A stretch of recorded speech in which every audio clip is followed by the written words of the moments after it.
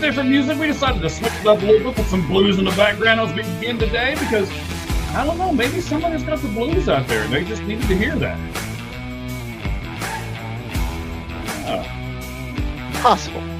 It's possible. I think we'll figure out before the end of the show that somebody's a little happy about something that's happened to their team, but we'll get to that. We'll get to that, ladies and gentlemen. So Quite. All right.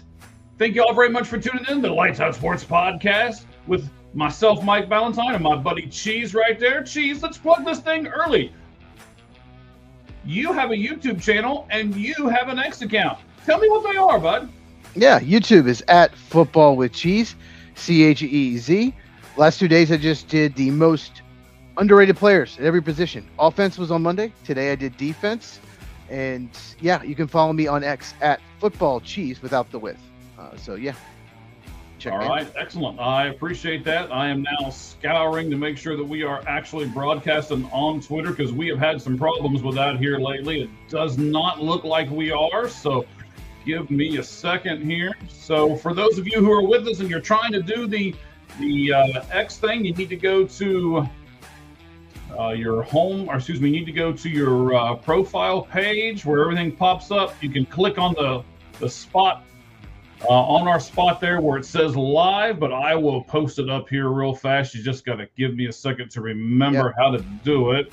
So if you're on X, go to All Gloves Off SM, and just click on the logo where there's a circle that says live, pink circle. Just click on that, and you'll be able to watch us live. I'm not sure why it doesn't link anymore. I don't know what's going on. Yeah, I'm not sure why either. We gotta get our buddy Ricky on this, but I know. If you're on YouTube, make sure you give this button that looks like this, the thumbs up. If you're watching on YouTube, make sure you do that. And subscribe to both of us if you have not. And hit that bell for notification so you never miss one of our videos. All right, so we are on Twitter right now, so we're good there. Appreciate that. I know you guys are hanging out with us and making sure we do everything correctly, and we are, so we're good. The other thing that we're going to do right at the moment, let's get into some of this other stuff here as I click back out and go into some other windows and come back with all of you. All right. As we've already stated, we got some comments up here. We love it when you comment, just like it says below. Oh, look, one of our faithful. Thank you very much, Roman. We certainly appreciate it. And as we will continue to go on here, we tell you that the first thing that we're going to do is the 5 Flamin' 5 in 5. As soon as I can get to it here, we need a production manager. That's what we need. But the problem is we can't pay anybody anything, so nobody wants to work for free. I don't understand. Yeah, we can pay in positive energy. There you go. I like that. We can pay in positive energy. Yes. Yes. All right. So, Cheese, I haven't seen you for a week. How you been, buddy? Been busy. Got some good news about an hour ago. So I'm in a good mood. I'm not grumpy. Right. I'm usually grumpy sometimes. I've been grumpy a lot lately, because Matt LaFleur got retained. But I'm in a pretty good mood. How are you? Well, it's busy. And I'm really living up to one of my sayings. I'll sleep when I'm dead. So, okay. It's been a little whirlwindish, but we're all put together. We got everything in front of us. I'm really looking forward to the show. Should be a great one. So, ladies and gentlemen, let me explain to you how we're going to do this. The 5 Flamin' 5 has changed a little bit. If you weren't with us last week. Instead of me just blowing up poor Cheese all the time, it's going to happen one of these days, and I really don't want it to. This, of course, is Season 2, Episode 2. We'll put that on our moniker here in a little bit because some dummy who set everything up forgot to do it. So Season 2, Episode 2. And when we jumped into Season 2, we decided to do the 5 Flamin' 5 and 5 a little different.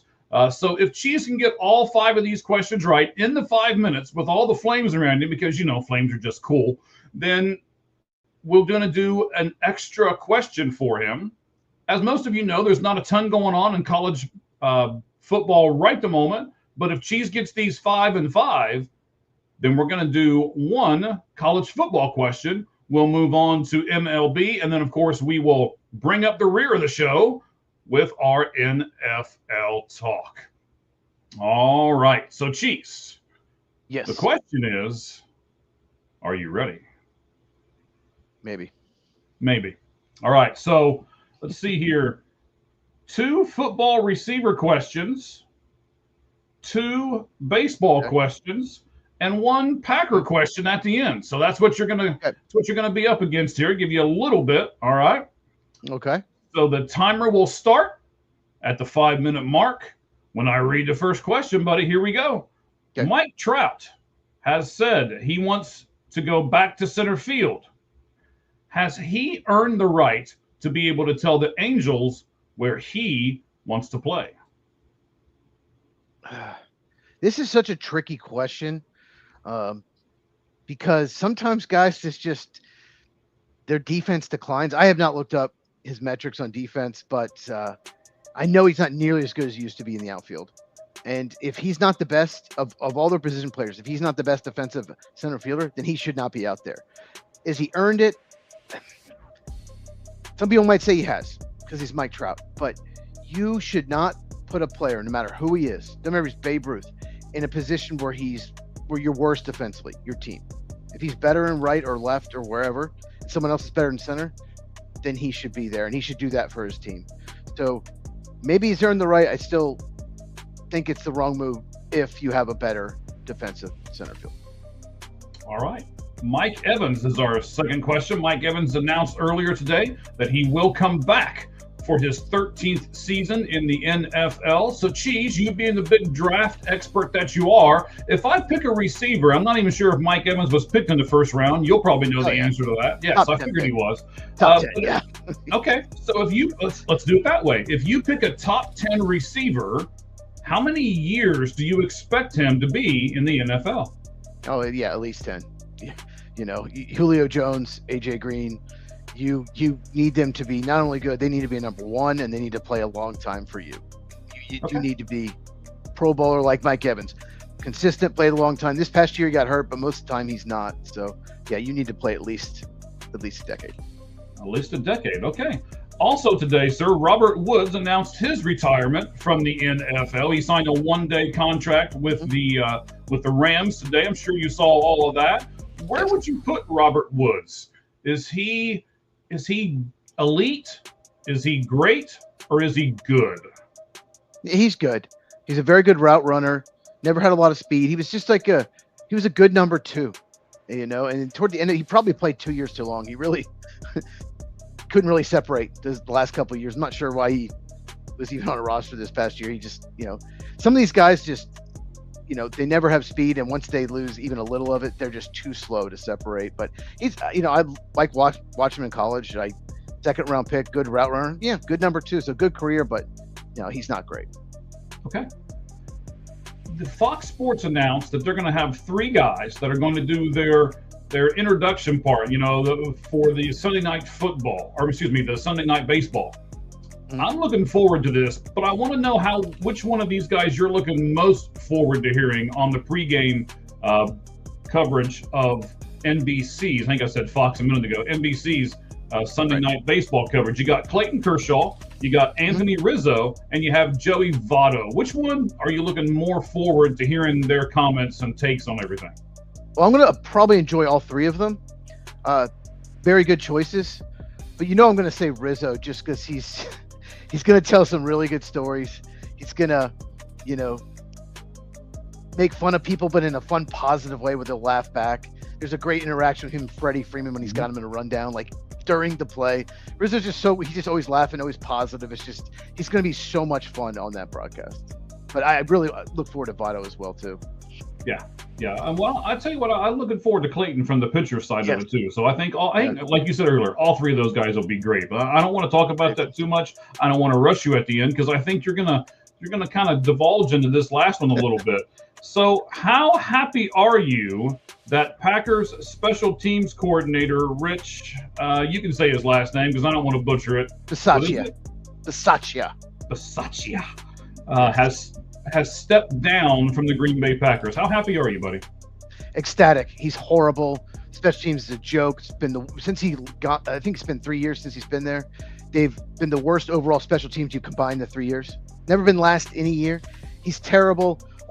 He hasn't fixed anything. And in his defense, there's not really been a good return man this year, but they need a new, they need a new voice coaching special teams. The thing that pisses me off the most is why didn't he do it right when the season ended? There's some really good candidates that left. I don't think I would have hired him, but the assistant special teams coach left to be the same job in Cleveland, that special teams coordinator. So they had all these other candidates they could have hired that probably would have taken the job because nowhere to go but up. And now they have to start over. So that's the thing that really pissed me off. Why did it take so long? He's 65 years old. He should have retired years ago. But I am very, very happy because you can't get any worse. And I'll make a video about that tomorrow. So all right, on my channel, look out for tomorrow. I'm going to make a video all about that. It's going to be a quick video, but I need to break it down. All right. Time.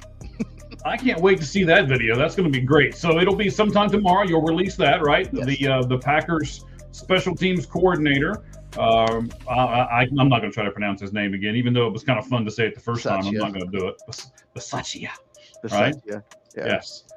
So then Cheese got everything right. He got it done in the 5 minutes. So we're going to leave that right there for him for a moment. And I want to ask you, leave the music in the background for a minute as we continue with the 5 Flame and 5 and 5. This is the unlocked question, Cheese. Trinidad Chambliss was granted an extra year of college eligibility. Here's my first question for you. There'll be 4. Is this the best thing for him on the short term? In other words, 0 to 12 months, as he reportedly signed a 1-year NIL deal with the Rebels worth $5+ million. Yeah, that's crazy. It's crazy that a judge can just decide that, but yeah, it's the best thing for him. Another year starting in the SEC. He started, I think it was Division II, but only 1 year in the SEC, and it's just been proven that quarterbacks, you need multiple years to be successful. Very rarely do you have 1 year big time program, just starting 1 year and you're successful in the NFL. So it's very good for him to get that. And $5 million is very good for him. He's going to make more in college than he would in the NFL just next year for sure. Okay, that's very true. So I had him as I'm not the draft analyst that you are, but I had him as the second quarterback being taken, but still as the second quarterback, sometime in the second round, maybe even early in the third round. Where did you have him at, and where did you think he would be taken if he would have come out? That's kind of what consensus had him. I still didn't know yet. I needed to do more of a deep dive. Don't have to do that now. But I think he was either going to go second, third, or fourth as far as quarterbacks go, something like that.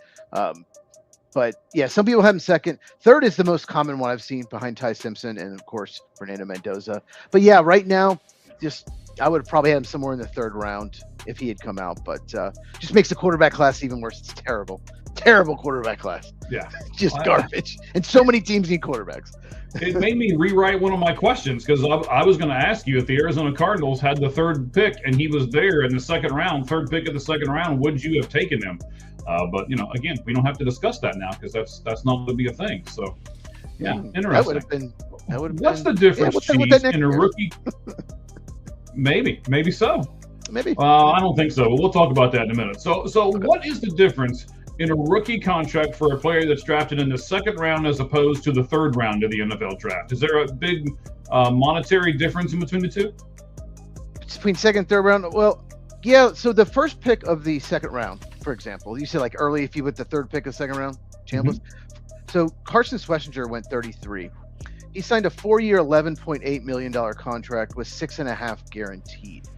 Okay. Trying to think of a third who was picked early third round. Here, I'll just give you an example of, let's see, who was. They were pretty bad last year. Let me see. I'm not putting you on the spot or anything like that. Well, I'm just trying to find okay. So here's a guy that's drafted right at the end of the second round. Okay. Okay, 4 years, about $7 million, about $3 million guaranteed. The tackle for the Bears, who was drafted at the end of the second round. Okay. So basically, you the beginning of the third round is about 7 years, about $3 million guaranteed, 11.8 for 4 years, about 6.5 guaranteed. That's a round difference. And of course, guys in the top 5 get $30, $40 million contracts, all of it guaranteed. So Yeah, the big drop off, and it's a thing that we talked about. A quarterback now at a big time program, if you're not going to be a top 10 pick, maybe even top 5, if you're told, okay, you're not going top 15, but you might go late first round, it's better to come back money wise and improve your stock. You get paid more with NIL money. So Trinidad Chambliss, if he was the 3rd pick of the 2nd round, like you mentioned, the Cardinals, he would make less money than probably about half just in that year. It gets bigger throughout the contract. He'd make about half of what he would make in NIL money. So yeah, it's smart to come back. It's crazy. Okay. So that's kind of the difference now, right, with the NIL money. I mean, a few years ago, without NIL, there wouldn't have been a thought process here. He'd have come out and been done, right? Oh, running backs that were projected to be 4th, 5th round picks were coming out because they could get hurt and maybe not drafted.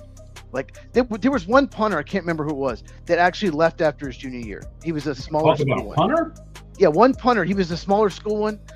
He left after his junior year because he thought he had the best chance to be drafted in that draft. So that's gone. All of that is gone now. NIL has definitely changed the draft forever. Okay, excellent. Last thing here. So next year's draft class, as far as quarterbacks, looks like it's going to be pretty impressive. I mean, you've got 4 or 5 guys that are probably going to go in that first round, mid-second round, something like that. How big of a season is Trinidad Chambliss going to have to get in that mix of quarterbacks somewhere? And is that a reason to go ahead and come out this year, knowing you'll probably be the 2nd or 3rd quarterback chosen instead of next year when you could be, 7 to 10? It's really tough. Next year's quarterback class is going to be deep. It's going to be deeper because there's guys that just don't have the eligibility. Well, maybe Trinidad Chambliss, who knows? But we'll see. There's a lot of guys that have a lot of work to do. You have Arch Manning, you have John Mateer, you have Lenoris Sellers, you have Dante Moore. So it's very possible he's not even top 5. Very possible. Julian Sayin might come out. Just think Darian Mensah. I'm trying to think of some more names, but that's just to name a few. That's the chance you take, though, right? That's the roll of the dice here. Well, it's possible he could move up. It's possible. Okay, for example, he could be the 2nd quarterback taken or 3rd and go in the 3rd round this year. He could be the 8th quarterback taken next year and go in the middle of the 2nd round. So I think it's a good move for him. Not only that $5 million, he hopefully saves most of it just in case, and he can get better, he can improve, and he can also show that if he does it with a different system, a different offense too, because the head coach left, like I did in 2 different systems, he's a real opportunity if he has an amazing year to go in the 1st round. But I don't think he's going to go ahead of Dante Moore, who's probably my number 1 quarterback prospect in 2027 right now. A lot can change, obviously. Sure, obviously a lot can change, right? It did this year because we were thinking some other guys were going to be the number 1, number 2 guys, and they're not even mentioned right now. So, yeah. Who was talking about Fernando Mendoza? He was like a 4th, 5th round pick on consensus going into the season, like mid-round pick. Yeah. So right, and we had the Syracuse guy coming out. We had what was this, Chambliss, right? Or no, I was just talking about Chambliss. Which guy? I can't remember. Some crazy last name. Syracuse guy, I think, right? In the ACC? Syracuse guy. Started with an N, like Niemacher or something like that. Who was that guy we thought was going to be really good and ended up not being anything? Oh, Cabe Klubnik from Clemson. Oh, okay, yeah. Cabe Klubnik. Oh, yeah. He had a terrible year. There is a chance he might not even be drafted this year. And that's crazy. I do think someone will take a late round flyer on him, but I think he's a day 3 pick all day long. He just wasn't very good. Wow. It's amazing how people can fall off quick, right? Yeah. Clemson, it seemed like all their prospects, all their stocks dropped. Like every prospect on Clemson had a worse season than the year before. I just don't know how that's possible, but it is. Going into the season, I thought they had the most draft talent of anyone, and they probably don't even have top 5 now. Wow. Because all the stocks that dropped. And some other, Indiana obviously jumped up a bunch. So, yeah. All right, buddy. I like it. We had to do a little bit of college football, at least, even though there's not a whole lot going on. I wanted to make sure we visited that spot and talked about it a little bit. We're going to jump into our MLB right now. We have 4 pitch talk, and here in just a few moments, Cheese will take over the segment, and we will do his football segment. That will be 4 down territory. So we'll get to both of those here in just a moment. Let me tell you, first of all, guys, you can catch us on Facebook on my personal account. There's the name right there below that double chin.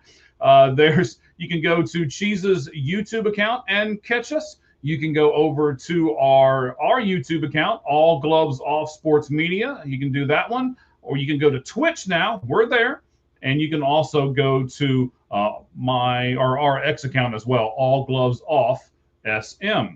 So once you get to our YouTube page, let me see if I can get this right, Cheese. You got to go there. You got to hit the thumbs up and like it. Then you got to hit the bell for notifications, which will give you a notification every time we make a new video. And then I think that's it, right? Or did I miss something? Yeah, that way you don't miss it. That's what that notification bell is for. Because you never know. We do a podcast every Tuesday night, but sometimes we do specials. Sometimes we do watch-alongs. So you never know. And, who knows what's going to happen? We got draft season coming up. So very true. We're looking at a few things in the background. We're gonna try to do some special stuff here between now and the draft. And then, of course, I've started one on that YouTube channel, the All Gloves Off Sports Media. You can get it right below my name, right below the double chin there. It is Seeing the Whole Field. So you can check that out as well. A little shorter videos, 10 to 12 minutes. And we just take some subjects in baseball and look at them throughout the week. So, buddy. You wouldn't believe where spring training was before if you watch those videos. If you watch your spring training, I watched all three. It's crazy. Some of those where spring training used to be. It's so different now. Isn't it though? Some of that, where it came from, where it all happened and everything else. Yeah, absolutely insane. All right, guys. So it is time. It's time for the best graphic in all of podcasting. Here it comes. And it, of course, has to do with our MLB 4-pitch talk.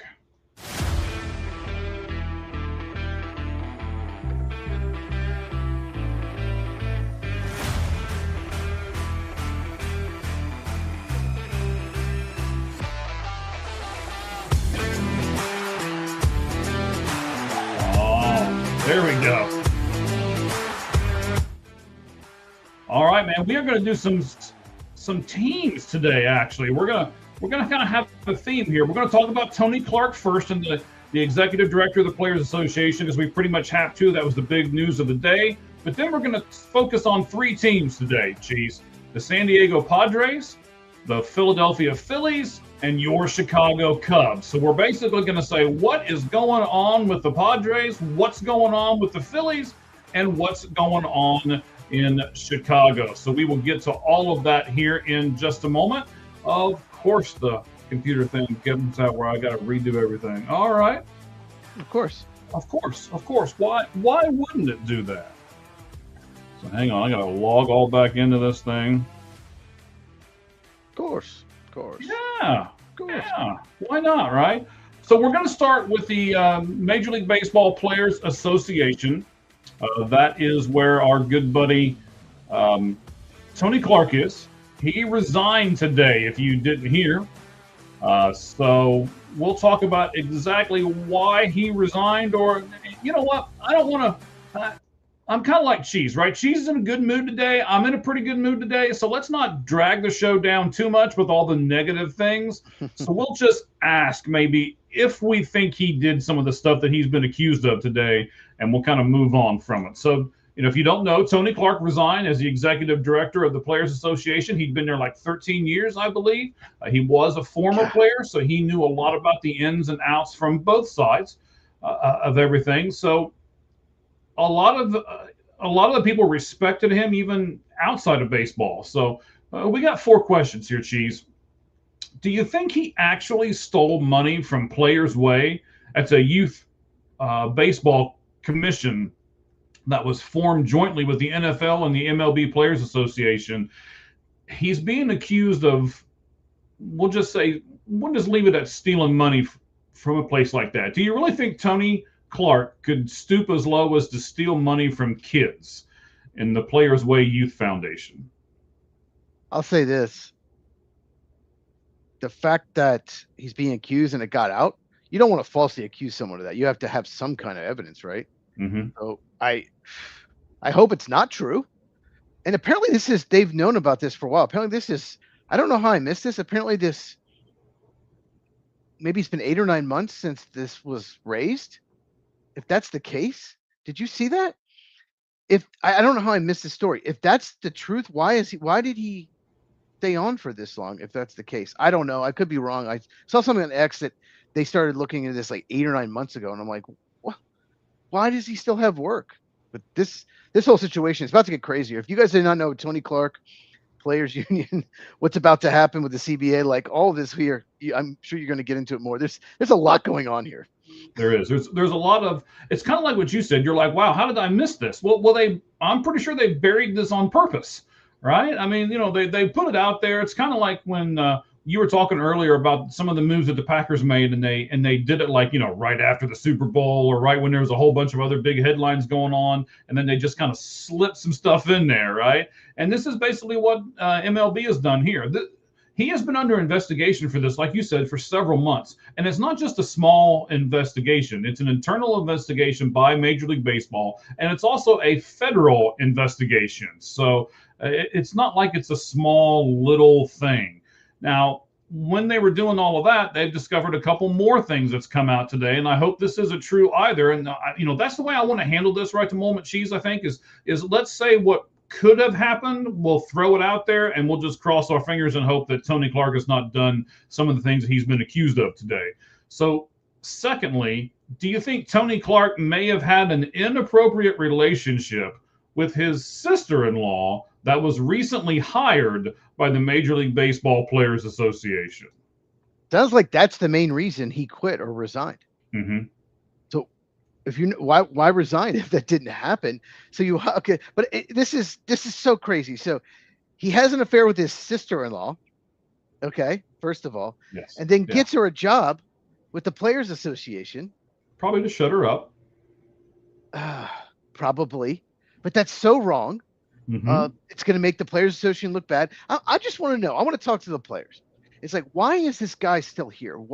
There are so many red flags if all this is true on this dude, this Tony Clark? Why did you not get rid of him months or even years ago?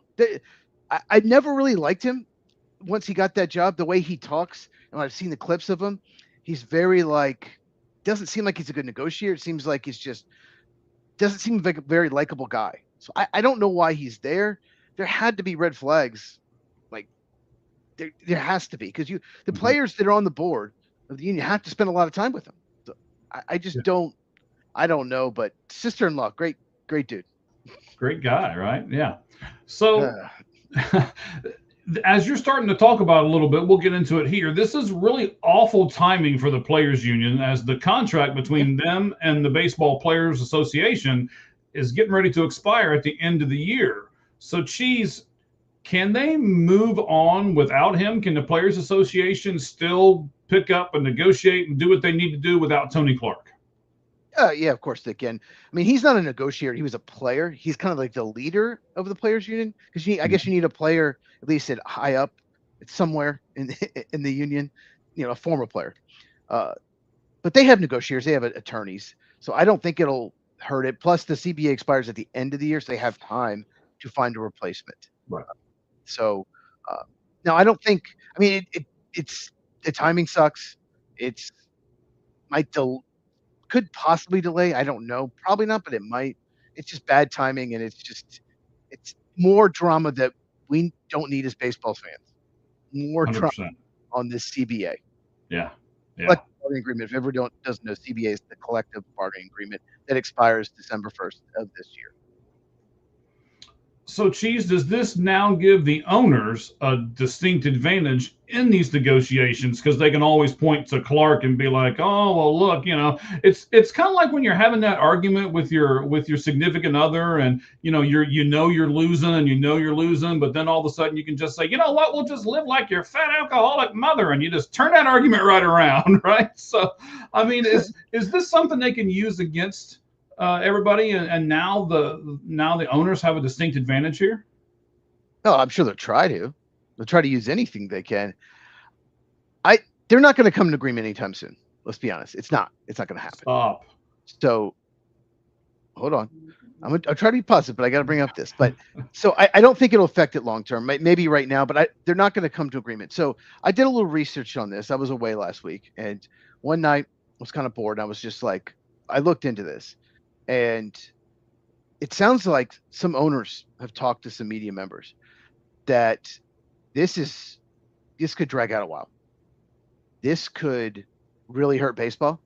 There's one owner even told a reporter that doesn't think there's going to be a 2027 season and maybe not 2028. Not to be a Debbie Downer, but the owners are going to push for a salary cap. What the current rules are, the Dodgers have exploited all rules. The Dodgers have not cheated that we know of, but they've exploited every rule. They've tried to make it so the teams that spend way too much money are penalized, and it has not hurt the Dodgers. One of the things they can do is every time the Dodgers have a weakness, they can go out and just spend the biggest free agent and pay them whatever. They need an outfield. Let's get Kyle Tucker. And then you don't have to trade from your farm system. You only have to do it when they're blocked. So their farm system stays good because of that. And they just take advantage of every single thing, and it hasn't hurt them. In fact, it's only made them better if they won 2 straight World Series. They're the overwhelming favorite this year. And the owners and even some of the players, it's not just fans, of course, all of the players on these some of these teams are like, this is not good. Like there's basically a 50% chance the Dodgers win the World Series and 50% everybody else does. That's kind of what some people think. And so the owners are probably going to push for a hard salary cap, at least. Maybe might have to end up something like what the NBA does. Not going to get into it. And the players are not going to want that.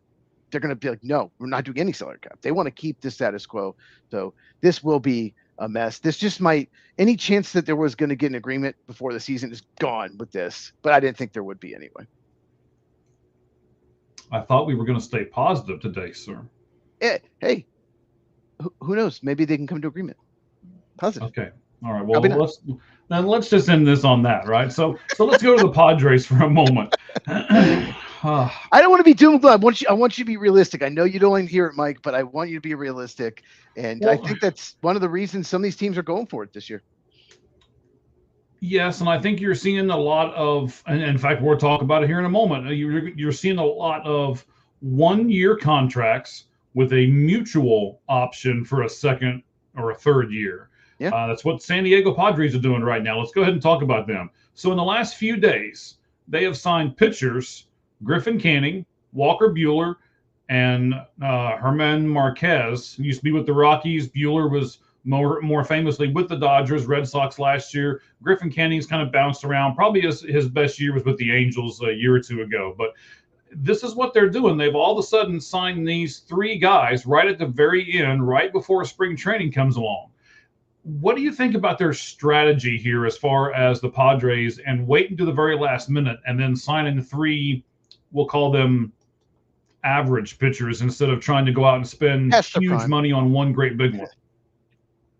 You have to have depth. I'll say this. You have to have 8 or 9 starting pitchers now in today's baseball. If you don't, if you have 6 or even 7, you're going to end up playing guys that should be in AAA. Like my Braves. Like they're in serious trouble because 2 of their young pitchers have elbow pain.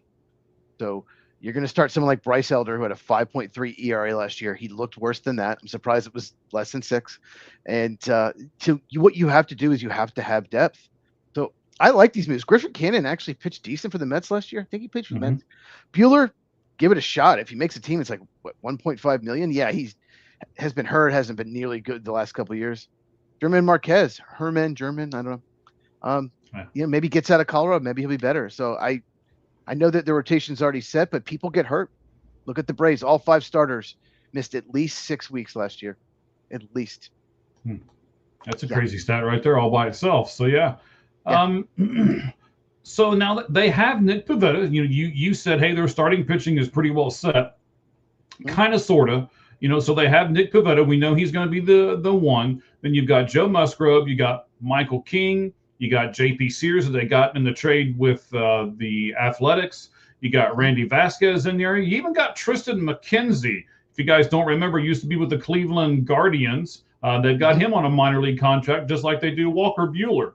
So not all of these guys can make the roster, though, Cheese.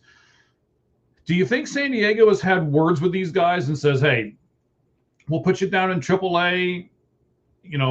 Like you say, hey, we're going to need you sometime during the season. More than likely, it's an 8 or 9 deep pitching staff now is what you pretty much have to have. But will these guys be okay with going down to AAA and pitching down there, you think? Possibly, probably not. More than likely, they might just be like long relief, like maybe spot start kind of long relief. Problem with Okay. that is if you're doing 2 or 3 innings at a time when you need to start, your arm won't be able to go 5, 6 innings. So it's possible 1 or 2 is in long relief, 1 or 2 goes down to the minors. Who knows? But you never know. There could be injuries a couple injuries in spring training, and they end up starting like the whole year. It's crazy. You mentioned Tristan McKenzie. Man, he was a big time prospect. He got like really good like his 3rd year, and then just fell off a cliff. And when the Indians, not Guardians, Indians, they had some good years and they're going for it. I remember when he was a prospect. The Indians were trying to win. That was a prospect everyone asked for, and they refused to trade him. They're like, no, we cannot trade like a top 50 prospect pitcher. But maybe they should have, because he didn't end up being all that great. But I still remember Tristan McKenzie. Every team, that's the prospect they wanted, and Cleveland refused to give him up. Yep. His nickname was Clothesline, by the way, just so everybody knows. He's really, really skinny. Yes. He's got nothing. The saying, because I actually have his autograph over there. You can't see it, but I've got it over there. Really nice guy. I talked to him 3 times, and I hope the best for him. I hope he can make it somewhere. Even if it's not with San Diego, I hope he latches on somewhere and revives his career. Then they decided to sign Nick Castellanos as well. So you've got Machado, you've got Tatis, and you've got Nick Castellanos in the same locker room. How do you think that's going to go? Well, I'll say this. Machado and Castellanos apparently are childhood friends. I saw that. I don't know if you saw that. Mm-hmm. So maybe that'll work okay. I don't know. It's not ideal. I wouldn't touch Castellanos. He didn't even hit last year. He brings nothing in the field. He might have to play some field. He's not a good base runner. If he doesn't hit, he's worthless. And he might, bring a beer in the clubhouse. He did that in Miami after getting taken out for a defensive replacement. But you're a terrible defender. You always have been. So, he came up as a third baseman, and he was so bad that the Tigers were like, no, you're a left fielder. Yep, I remember. I remember. I remember fondly, yes. And now I don't know if you've seen the videos, but he is now trying to work at first base with the Padres. So we'll see how all that works out. So the last thing that the Padres did is they extended AJ Preller. Now that's their general manager. And, these teams anymore don't tell you how long or how much money. They just say, oh, we've extended him. And that's it. Number one, I don't like that. I can't stand that. Let me know. If I'm a Padres fan, especially, let me know how much longer my GM's going to be there. Let me know what you're paying him. I think I deserve to know as a fan. What do you think about deserving to know about people's contracts and stuff like that? Should the teams be able to keep anyone secret, whether it be player or front office personnel? Because players, obviously, you have to know the contracts. But I don't know Matt LaFleur's contract. I don't know, Brian Gutekunst, the GM of Packers. I don't know his contract. So, coaches, you don't have to tell, in GMs. I don't like that. They should have to. We should know what they get. Yeah, AJ Preller is one of those that, I think he's done some really good things. He's done some dumb things. I know some fans are happy and some are not. I guess it's one of those, who are we going to get that's better? It's an unknown, but they typically make the playoffs every year. But yeah, I would like to know what they gave him. Well, I mean, what I'm curious about with Preller here is he's taken a different approach. It seems like every offseason. There was the one offseason where they signed everybody and just paid them all kinds of money and said, "Come on, let's come be a Padre." And then there's this year where they didn't sign anybody till the very last minute. Now all of a sudden they're signing all of these guys to really small, short contracts. So, yeah, and at the deadline, if you remember, there were rumors they were going to, even though they were a playoff team, they made the playoffs, they were going to shop some of their guys that were free agents and just kind of punt on the season. And the Padres fans, there was some backlash, and they decided not to do it. They actually bought. Of course, they lost first round of the Cubs, but you had to throw that in there, didn't you? Well, it was a close series. It's a stupid 3-game series. They keep adding playoff teams, but I don't like that. But that's topic for another day. But looking back, yeah, maybe they should have, but you have to go for. I mean, you're a playoff team. Why are you not why are you trying to trade your players away? And they didn't. So I got to give him credit for that, for actually buying and going for it. Okay. So we've talked about San Diego. Let's move to Philadelphia. So what in the world's going on in Philly, right? I don't know if you saw this. Trey Turner said about the World Baseball Classic. I'm paraphrasing. I couldn't find it right away, so I can't quote it to you, but I'll paraphrase it. Says, I would have loved to play for Team USA, but my phone never rang. So I want to talk to you about this real quick, Cheese. Everybody really loves this World Baseball Classic except for you. And no, I'm not alone, but go ahead. Right. Well, you're not alone, but I think a lot more people like it than don't like it. I'm getting kind of on the fence. I really, I was up here. I really liked it. And the more stuff I hear, I'm gradually kind of coming down to Cheese's level because this could really hurt. I'm getting there, buddy. The cheese level. The cheese level. That's got to be a thing. We got a hashtag. Somewhere Sean is like, oh no, not another one. Oh man. But this could hurt some people's feelings, and this could really kind of put a damper between people who do play for the team and people who don't play for the team. Like, oh, you think you're better than I am. You got to play for the team and I didn't get to play for the team, or I played for the team last year and all of a sudden now we're giving these kids the opportunity to come up and play, and I really wanted to play again. And what do you think about maybe it putting unnecessary strain on some of these relationships between some baseball players just because of the World Baseball Classic? Well, this is what I'll say to Trey Turner. You are not better, not even close to Bobby Witt Jr., and you're not better than Gunnar Henderson, and those are the two shortstops. They are younger players, but he's just not at this point in his career. He's not better than them. That's why his phone didn't ring. It's very simple. I get it. If the shortstop's someone who's like a one-win player, who's maybe like a great defensive player, but not average offense or something like that, I get it. I'd be mad. But that's why he wasn't called. It wasn't Bobby Witt Jr. wants to play. He's going to start shortstop, and you have Gunnar Henderson as the backup. There's no spot for him. What's he going to do? Sit in the bench the whole time? So, and Ernie Clement. Which is what Bobby Witt Jr. did last year, by the way. I read because I won't say Bobby fired back at him, but Bobby Witt Jr. said, well, the last time we got to do the World Baseball Classic and I was involved, I got 2 pinch hit appearances, 2 pinch running appearances, and that was it. So he's basically saying, Trey, I went there last year. I sat on the bench. I did what I was told to do, and now I'm going to start. So shut your mouth. Yeah, Trey Turner, he had his time. He's in his 30s now. So that's the reason you didn't call it, is they're just better players. I wonder if he wasn't taking a shot at the Philadelphia Phillies, because we're going to talk about some other people taking shots at this club all of a sudden. Maybe he's saying that the Phillies don't want their players to play in the World Baseball Classic, and that's why his phone never rang. It's possible, but Phillies, so far in this CBA, collective bargaining agreement. Sorry, didn't mean to bring it up. There's nothing that the teams can stop. I don't even know if you can put that in the contract. So if Trey Turner wanted to play, there's nothing they could do. Okay. So second, GM Dan Dombrowski said he questioned if Bryce Harper was still an elite player. My question for you, sir, and I'm going to be really curious on this because we may go kind of back and forth on this for a minute. Was Bryce Harper ever an elite player? Yeah, I think so. Yeah? Oh, yeah, he can really hit. Oh, yeah. Is he as good as he used to be? No, he's not, but that dude can really, really hit. What do you think?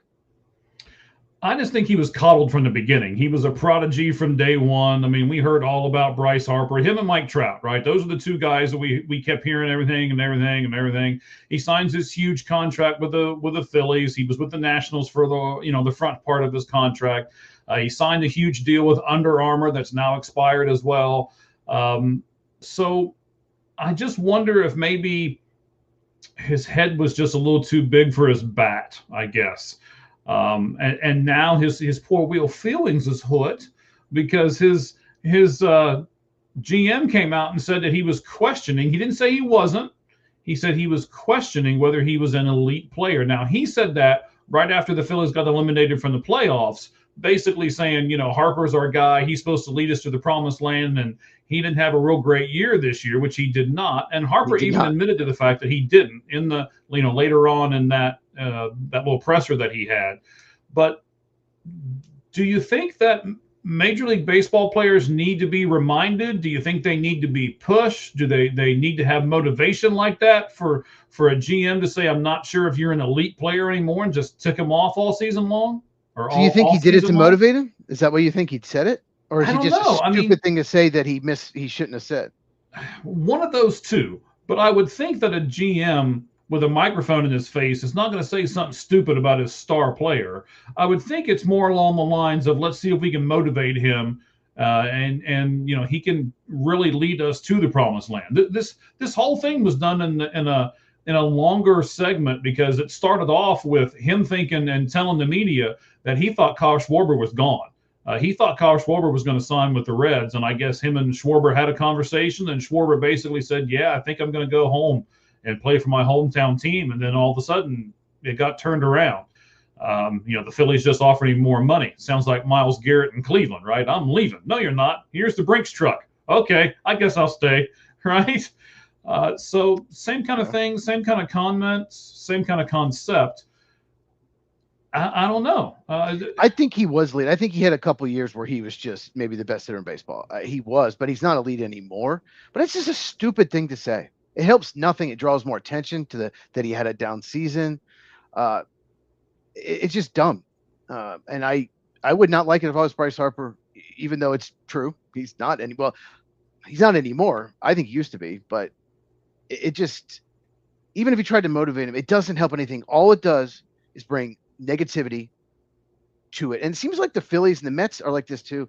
There's always something, like every year in those organizations, there's always something that's unnecessary that brings negativity to organizations. You remember when the Mets fans were booing, and Francisco Lindor and Javi Baez were booing them back, putting down thumbs? Like, that was so dumb. Yeah. Like there was always something with the Mets and the Phillies too. There's always something every year. There's something negative that it's unnecessary, and it's Dombrowski's fault for saying it. So Harper actually responded by calling the statement, quote unquote, wild, and said that it actually broke a team policy to keep things in-house. Do you really think the Philadelphia Phillies have a policy to where they can't talk bad about their players and they have to keep things like that in-house? And is that good for the team? I don't think it's in writing. Maybe it's just like a verbal agreement.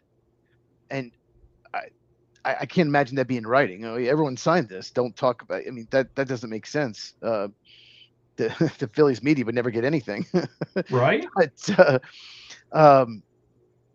I like that, though. I like to keep it in-house. As much as fans want to know stuff, you should keep stuff like that in-house. If there's issues, it should not be leaked to the media. You shouldn't say stuff like that. Like I said, it brings just negativity and a distraction that you do not need. And the Phillies have a very good team, so they don't need this.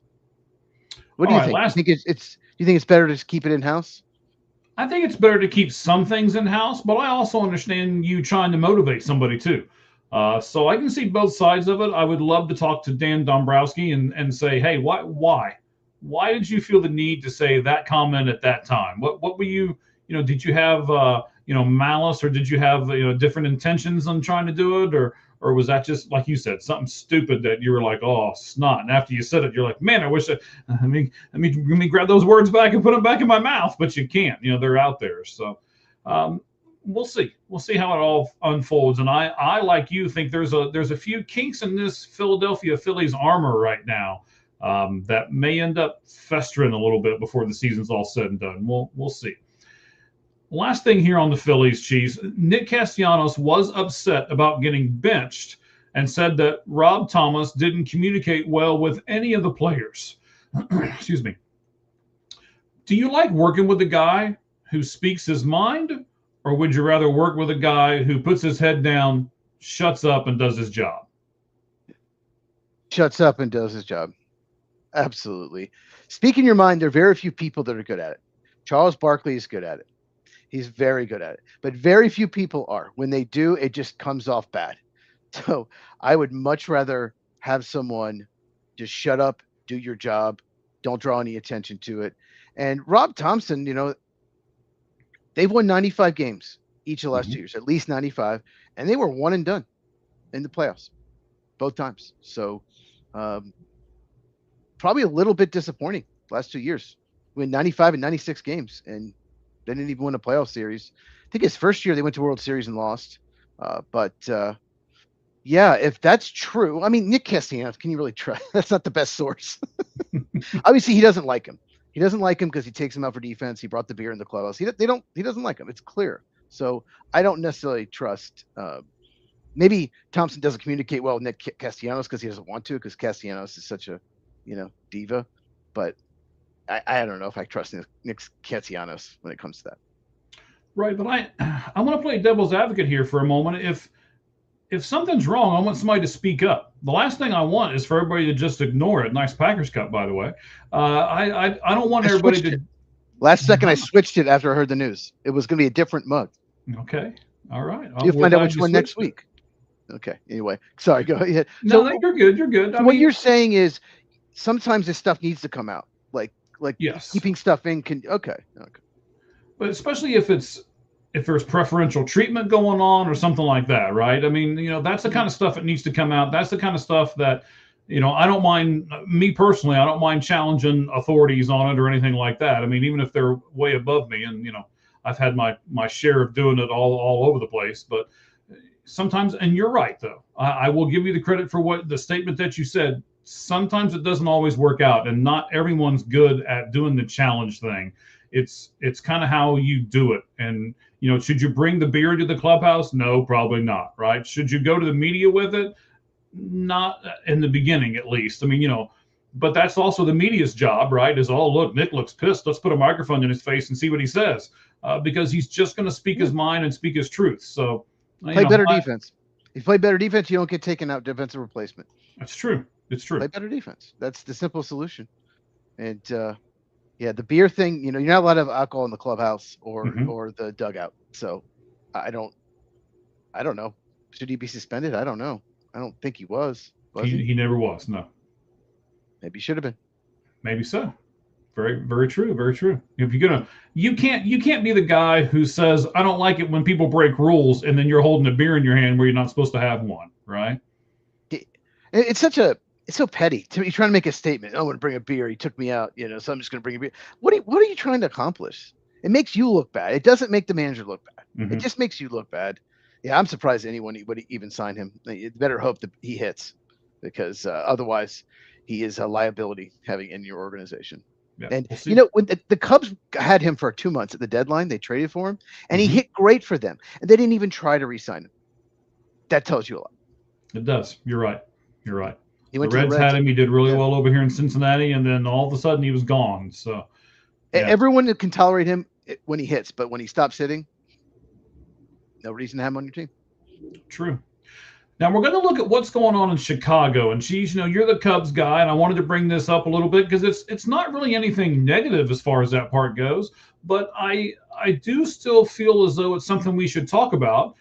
Because of the timing. So let me get to what I mean here. So the Cubs have two outfielders in Ian Happ and Seiya Suzuki that are in the final year of their contracts. So when you're in the offseason, you work on signing new players, and you work on tinkering with the lineups, and you work on, hey, we need a right-handed bat off the bench, so let's go get that guy. Or we need, you're plugging holes, right? You're making your 26-man roster the best that it can be. And now you're reporting to spring training. And it's a little different time now. Most teams are not tinkering with their roster anymore. They're pretty much set.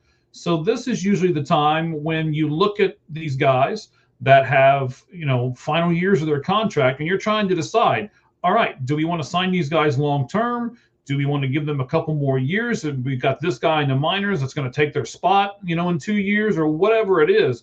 But the Cubs and Ian Happ and Seiya Suzuki both guys today said that they've not had any talks with the organization about extending their contracts at all. So, Cheese, do the Cubs need to sign them both back to their team? They don't need to sign them both. It'd be nice to extend one of them, but I'll just say this at first. It could have to do with the CBA. Could have to do with the CBA. Do we really want to pay these guys? And we'll see. What if they have down years and you extended them? So I understand. Now, as far as if they don't re-sign both of them, that's a couple holes to fill.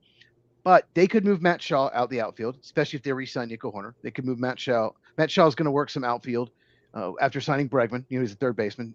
Mhm. He's going to play some outfield in spring training. Probably, definitely, it's lefties. He might play some outfield. So they can move him there. They have a prospect, Kevin Alcantara. He's an outfielder. He's probably going to start the year in AAA if he doesn't make the fourth outfielder role. And their first round pick last year, Ethan Conrad, he hasn't played yet. So he's probably a couple years away at least. College outfielder for Wake Forest. He's a left fielder. So they have options. So they don't necessarily have to. It would be nice if, they got at least one of them back. All right. So do you want to pick one? Do you want to tell me which one that you would rather have, Seiya or Ian? Ian's a Gold Glover, and he's a switch hitter. Suzuki's a better bat, but if I had to pick, I would pick Ian. Okay, so there might be cheaper too. He might be cheaper too because Suzuki hits more home runs. Yeah, probably so. We got to pay for that over the fence ball, right? Yep, you really do. Yeah. So the Cubs also have infielder Nico Horner, as you mentioned a few moments ago. He is also in the final year of his deal. If they lose all three of these guys, that's three pretty big holes to fill.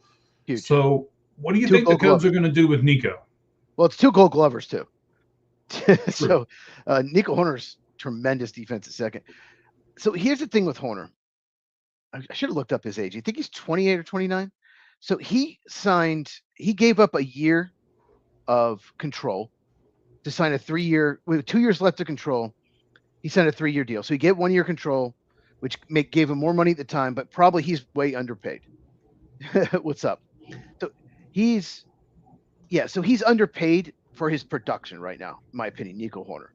Okay. So I'm guessing, and it says here he's 28, so he'd be 29 next year. 36 career home runs. That's crazy.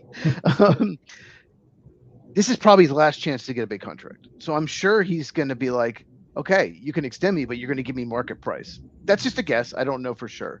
And the Cubs, if you're going to extend someone early, you want to get them at a little bit of bargain.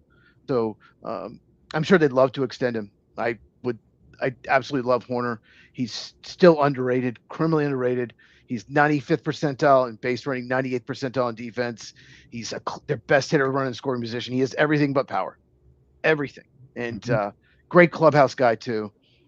So I hope they bring him back, but I'm guessing that he's going to want to at least test free agency because he'll be 29, his last chance to really make a big payday. And he did take a little bit of a discount with that contract 3 years ago. Yeah, but we're talking about, what you pay for. And to be honest with you, buddy, we both know this. You don't pay for doubles in defense. You pay for home runs is what you pay for right at the moment. And, home runs and strikeouts, it's what it pretty much seems like. And he hardly ever strikes out. Yeah. Right. He hardly ever does. Yeah. So I mean, is this a guy they can sign cheaper than what they could have or Suzuki? He would have been great 80s and 90s, like 80s. He would have been. The prototypical number 2 guy. Yeah, Wade Boggs, Tony Gwynn type. He's not as good as them though, with the bat. He's not. No, very few people are. But yeah, I get it. But someone is probably going to pay him. Someone will pay him a lot of money, and it's not just Homer's. You won't get as much as a second baseman that maybe isn't a good defensive player. Or doesn't run well that hits 35 homers, yes, that guy will get paid more. But what I think is he wants to see what he's worth. He wants to get out there and see what he's worth because that's the last chance he has to really, if he takes a 3 or 4 year extension with the Cubs, he'll never actually hit free agency and see what he can get. So that's what I think is happening there. And I think they'd love to extend him. Absolutely. How can you not? All right, copy that. So AFC quarterbacks is what we're going to do for our lights out list here in just a little bit. We're going to finish the Cubs segment here, and we're going to go right into the NFL. And then right after that, we are going to rank the top 10 quarterbacks in the AFC. And then Cheese has a question for me at the end of this MLB segment too. So we're looking forward to that. We've got a few more things to do here before we turn the lights out on the Lights Out Sports podcast. Cheese, there are only 2 players guaranteed more than $6 million next season on the Cubs' entire roster, Dansby Swanson and Alex Bregman. Do you like this strategy or not? I really think this has to do with the CBA. And I think the Cubs are worried that if they go out and give all these people long-term contracts, that what if there's a salary cap and we'll be over it? I don't know how they do it. They might have to say, okay, you have to shed some payroll because the Dodgers and Mets are so high, like every year for a few years. But I think that's what the Cubs are thinking about. And I think there might be huge penalties if you're over the cap, at least if there's a new CBA, and they don't want to beat that. I think they extend Horner, but I think they want to wait with most everybody else. And you brought up Bregman and Swanson. I just thought of something. So when the Cubs won the World Series 10 years ago, God, it's been 10 years. What they did was, this was Theo Epstein was running it. Jed Hoyer was right under him. He's running the Cubs now. They had a young core. They had 5 or 6 young hitters, a good group of young core. Almost all of them were top 100 prospects. Javi Baez, Anthony Rizzo, Chris Bryant, people like that. And then they had 2 or 3 veterans, because you can't just you have to have a good young core to build a team, but you need veterans. You need David Ross. You need Ben Zobrist. You need Jason Hayward. You need really good locker room guys to go with those young guys. Kyle Schwarber's another young guy. Wilson Contreras, another young guy on that team. You need the veterans, and that's kind of what they're doing now. They have a good young core of players, and they have Dansby Swanson, Alex Bregman as the veterans. So I just kind of thought of that they're Alex Bregman, Dansby Swanson, about as good as locker room guys as you're going to get. But interesting. I would have never thought that. Yeah, that's and the A's are setting up for a young core. Yes. Hopefully in a year or two, they go after some veterans to stick with that young core, and maybe 2028, 29, they'll be really good. I hope so, but they have a really good young core. They do. They really, really do. Yes. All right. So this season, the Cubs, Las Vegas Athletics, Sacramento, right at the moment, sir. For a couple years. Well, I don't know if you saw or not, but they can't get Las Vegas A's. It's taken. They can't get Las Vegas Athletics. It's taken. So I don't know if they're going to go to whoever has those. Whoever had somebody trademarked it, and they want money. That's what it is. And the A's are very cheap. So that's a shame. I hope that they're the Las Vegas Athletics. I hope so. I don't want them to change the name. Yeah, because it's the Athletics. Yeah, Las Vegas Athletics. They've always been the Athletics. When they were in Philadelphia, it's Athletics.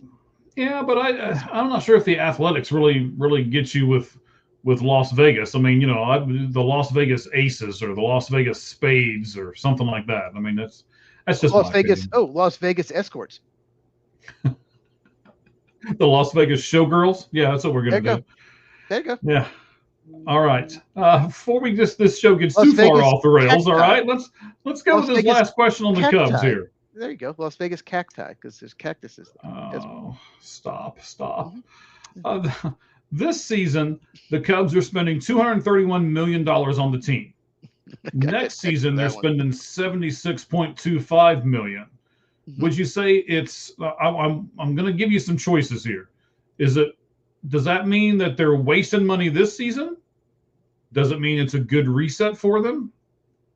Does it need they need to get ready to spend more money if we have a season? I can't believe I just said that. Or does it put more pressure on them to win this season?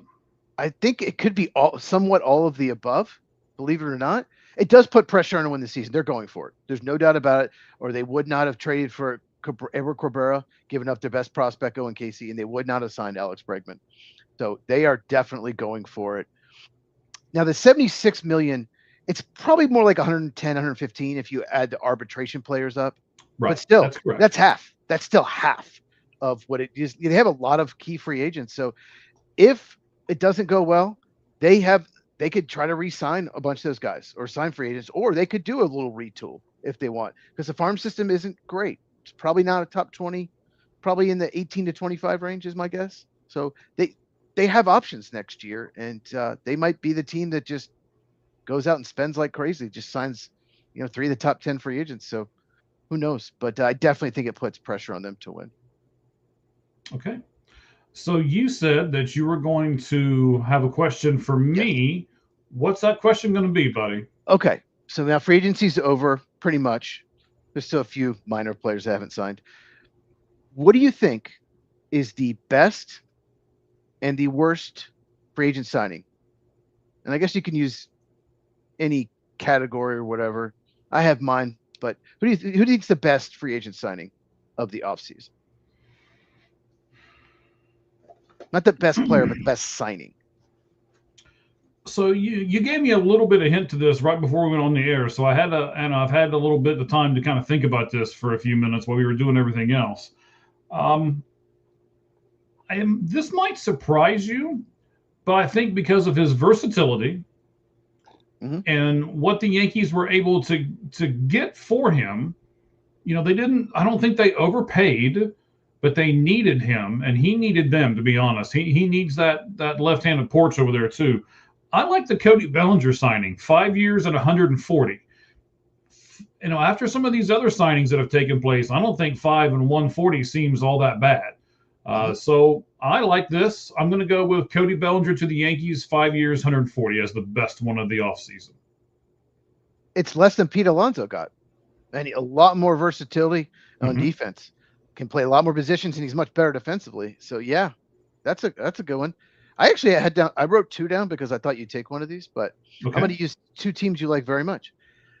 You got a guy that hit 49 home runs. You got him for what, 2 years, 30 million? Yeah.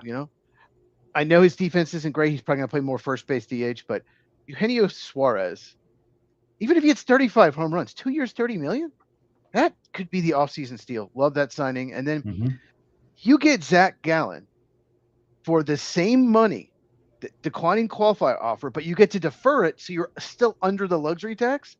Right. That could be a bargain. If he pitches like he did in the last 2 months, then that could be an absolute steal. And if he's pitching great, you have all season to extend him before he hits free agency. You can try to keep him. So I really like those 2 moves. And obviously Zach Gallen probably is not back if he don't have the qualifying offer, but he did.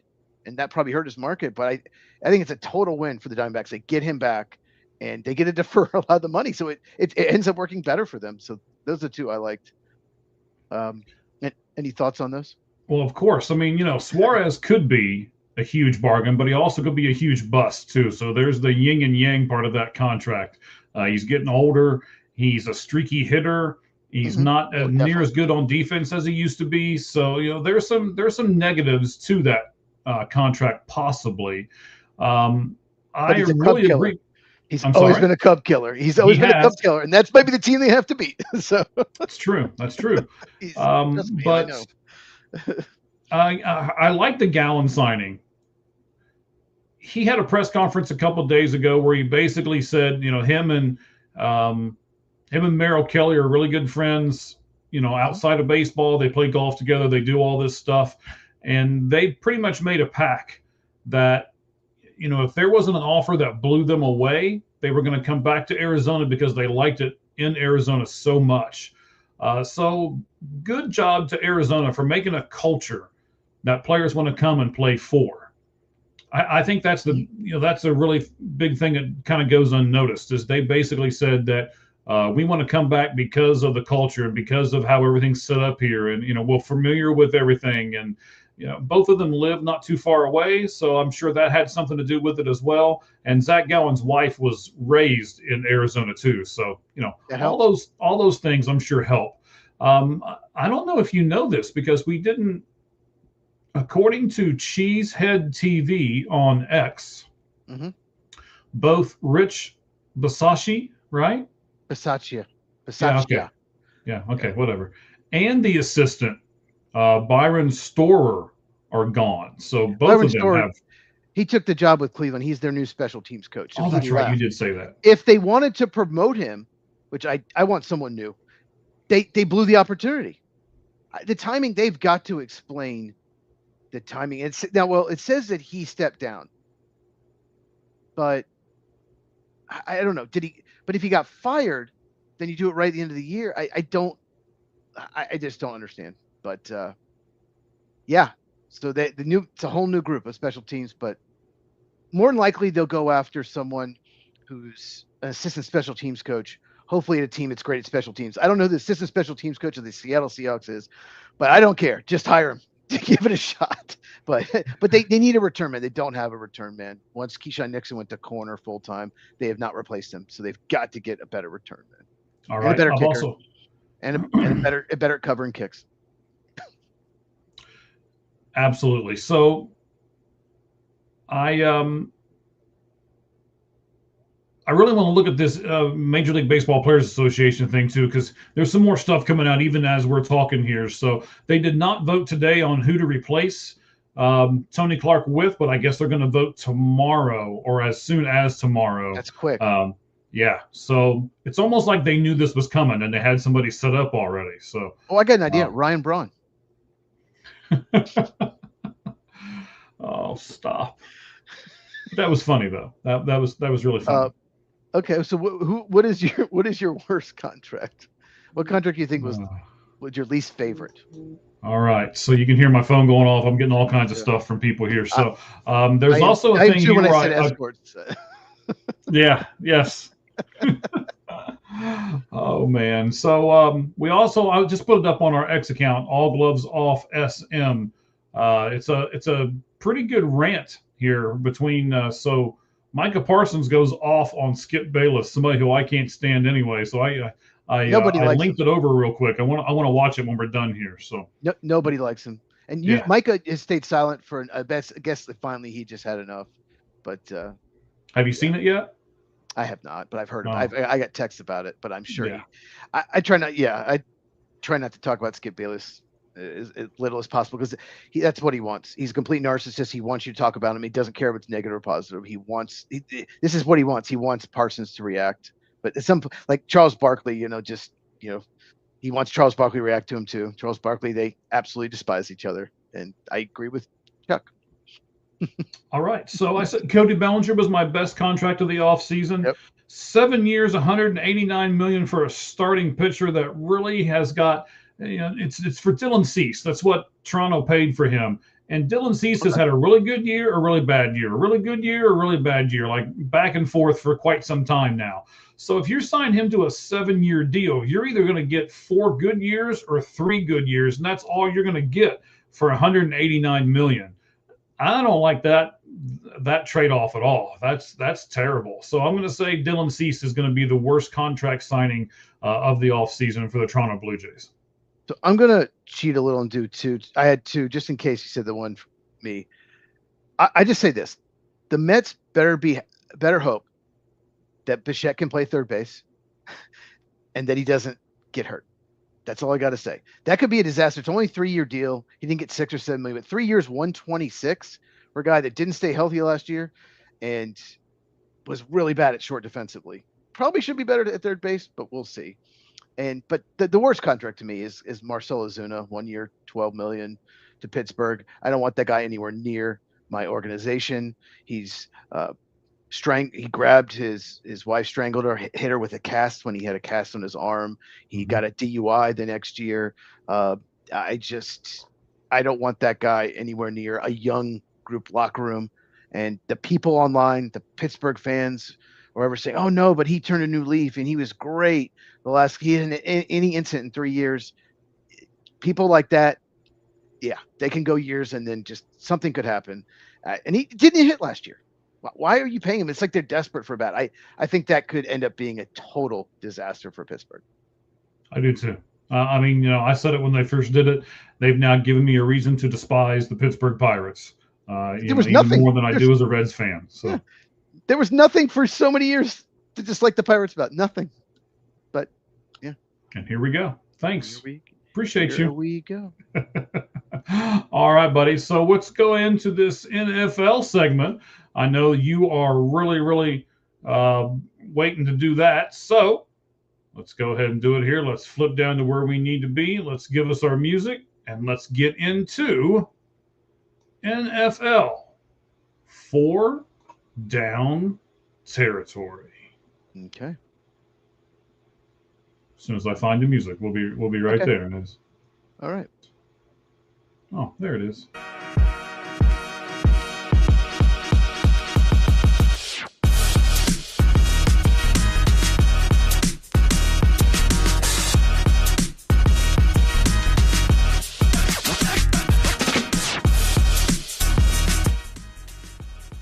All right, Cheese, give us a little preview. What are we going to talk about today on the NFL 4-Down Territory segment?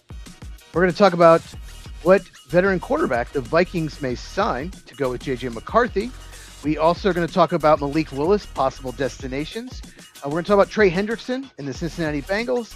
And then we're going to mention Tyreek Hill and whether we're interested in signing him because he was released by the Dolphins. All right, so that sounds like a great 4-Down Territory segment. Can't wait to get that thing going. So I'll tell you what, man, where do you want to start? Let's go ahead and get it going.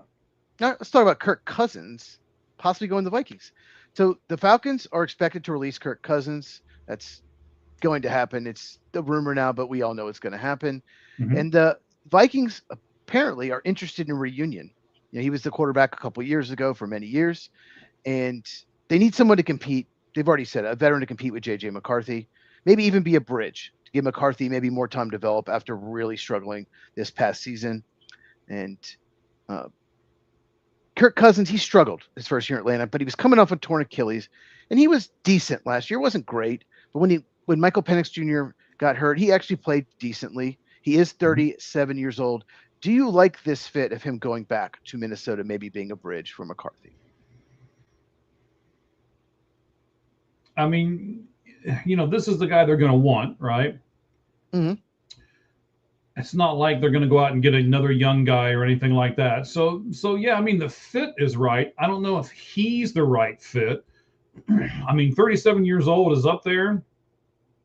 He takes one big hit and you know, he could be done. And now you're throwing you're throwing J.J. McCarthy out there, which I don't think that's what they want. So I don't know if he's the right fit, but it's someone at least similar to Cousins. Just don't know if you can do much better out there. You're not. Some people say they could sign Malik Willis. That's not going to happen because Malik Willis is going to go somewhere where he's going to be the guy. And if they pay him big money, then McCarthy's a backup. So what I think they want is I think they want to sign Cousins. I think they want to mentor him and hope that McCarthy has this amazing preseason and just wins the job. And if he still needs some development, then you start Cousins for a while. But yeah, it just did not go well. Actually, I'll say this: McCarthy had a couple good games. He actually did, because I rewatched them. So you see some good, but most of it was bad. Most of it was really, really bad. And he's just got a lot to work on mechanically. He doesn't put a lot of touch on the ball. He's just got a lot of work on, but the talent is there. You were kind of rolling your eyes. Do you not believe in J.J. McCarthy? Well, it's not that I don't believe in JJ. I think the Vikings are going to waste their team. The Vikings are close to the playoffs. The Vikings are close to making a run.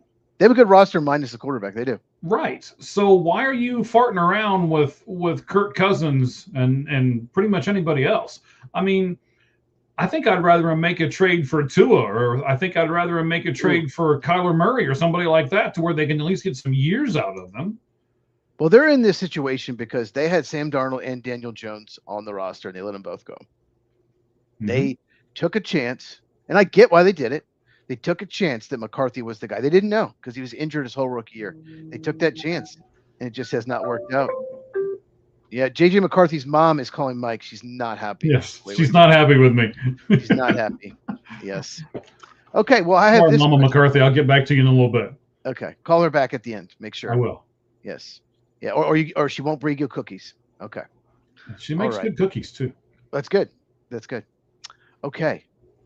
If Cousins does not sign with the Vikings, let's say he signs elsewhere or retires or whatever, do you think the Vikings would consider Joe Flacco? Well, that's an interesting name. I think Joe Flacco is tougher than Kirk Cousins. I think I'd put more stock in him than I would Kirk. I mean, Joe played hurt for a lot of last season. I know it was not his. I don't think it was his throwing shoulder, if I remember correctly. But Flacco wants to win. Flacco wants to get out there and mix it up. And I'm not sure Cousins really wants that anymore. Cousins gives me the inclination that he just wants some money and ride off into the sunset. Give me a few more million so that I make sure I can take care of my grandkids as grandkids, and we'll be good. That's hilarious. The reason I bring it up is when the Browns signed Flacco and they drafted those two young quarterbacks, he said his job is not to be a mentor. That's not his job Right. because he wants to play. His job is to get ready to play. And so I think Kirk Cousins would be more open to doing that than Joe Flacco. So that's why I bring it up. And I brought up Flacco too because if you don't sign Cousins or Flacco, who's out there? I mean, what veteran quarterback that can even start and win you a few games is out there? I don't think Tua is the guy. I just don't know. I think Kyler Murray's a terrible fit for their scheme. So I just don't know what else is out there. What other veterans? Mac Jones is under contract in 49ers. You'd have to trade for him. I don't see them making a trade. So I think if you don't get Cousins, Flacco might be it. I don't know who else is out there.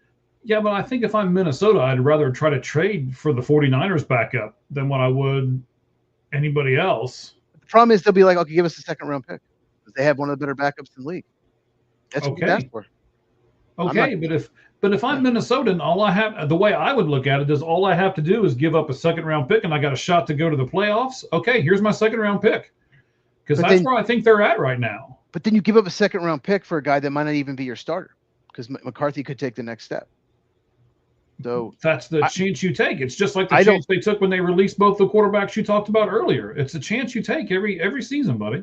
There's no indication that 49ers would even trade Mac Jones. It's true. There is none. So I mean, Brock Purdy's hurt a lot. He is. And I think Cousins, yeah, I think it makes sense because I think they need a mentor and I think he'd be willing to do that. Okay. Speaking of quarterbacks, the most sought-after free agent appears to be Green Bay Packer backup Malik Willis. Most people around the league that I've seen, expect him to do much better than the 2 years, $40 million that Justin Fields got from the Jets last off season. So here are some potential teams that need a quarterback that may fit Malik Willis: the Miami Dolphins, the Pittsburgh Steelers, the Cleveland Browns, the New York Jets, and the Arizona Cardinals. Mike, what is the best fit of those 5 teams for Malik Willis in your opinion? So I want you to clarify your question. You're saying what's the best fit for Malik Willis? Are you saying the best fit for him as a quarterback, or is it the best scheme that he fits into? The best fit for him. Like what system would he have the most success? What's the best fit for him personally, do you think?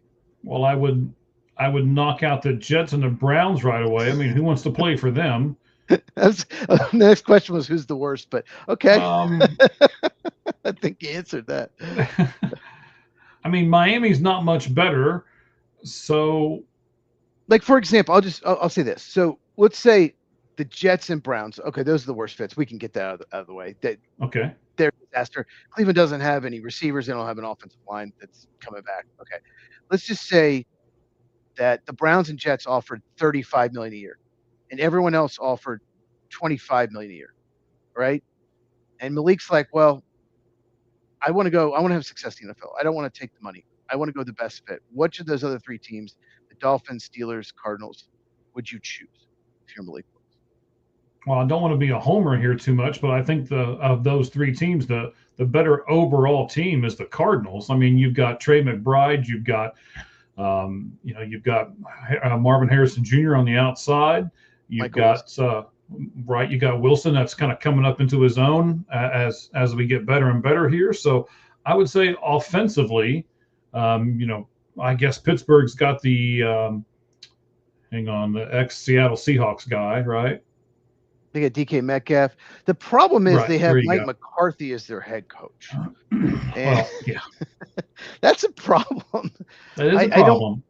I don't think he'd be a good fit with Willis. The problem with Mike McCarthy is he's going to throw no matter what. He'll run the ball some, but he doesn't do enough play action, in my opinion. He doesn't run the ball enough. And Malik Willis needs to be in a scheme, in my opinion, that runs the ball and takes advantage of play action and rollouts. And that is just something that Mike McCarthy's never really done much. So I don't think I tend to agree with you. There's a connection with Miami. Their head coach was the Packers defensive coordinator. Their GM was the Packers assistant GM or number 2 executive. I don't know what his title was, but there's a connection with Arizona as well. Matt LaFleur can just tell his brother everything about Malik Willis, how he Yeah. prepares, everything. Like they're brothers, the head coach of the Packers and the head coach of the Cardinals. So I think it's between those two. I think those are the two fits, just because of the connection. So, okay, we established the worst. No one wants the Browns is the worst. If your best receiver is Jerry Jeudy, then you should probably just stop playing football. You should just Right. Can I stop you for a second? Because I wanna introduce something that you sort of introduced, but you didn't follow up with. Okay. Why can't Justin Fields go to Minnesota? Well, he's under contract with the Jets. I'm not sure if they'll move on from him. They might. They could. They moved on from him at the end of the season, right? I would like to know if Justin Fields, he thought he'd be the starter in Pittsburgh, bench for Russell Wilson, got the job at the Jets. I think he wants to be a starter. Would he accept a bridge quarterback role? That's the question. I think Cousins would. I think Flacco would. I don't know if Justin Fields would, except, okay, you're definitely going to be a bridge. We need you maybe to start the year, but we're going to go with McCarthy at some point. I think he might go to someone. I'm not saying he wouldn't do that, but I'm not sure that he would. Okay, but, valuable point. But it's possible. It's possible. Okay. Well, I have this question for you. Would you give Malik Willis Sam Darnold money, which was last offseason, 3 years, $100 million with $55 million guaranteed?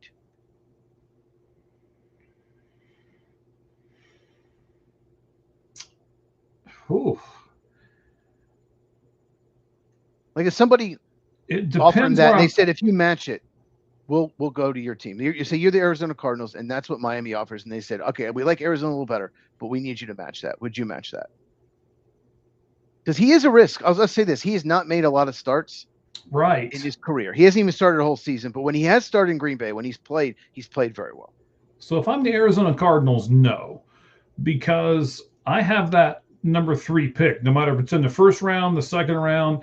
I think I would take a chance on one of these college quarterbacks just as much as I would on Malik Willis. And the college quarterback is not going to cost me anywhere near 3 years and $100 million with 55 guaranteed. So I would say no. Are you saying you might use a third overall pick on a quarterback? Not the first round. Okay. Maybe not even the second round, but I would take a chance on one of these lesser known quarterbacks in the third round. And I would say that's going to be, you've got Jacoby Brissett, you've got Kyler Murray. You're not sure what you're going to get out of him yet. I don't really think he's going to start for the Cardinals, although I wouldn't be opposed to it as a Cardinals fan.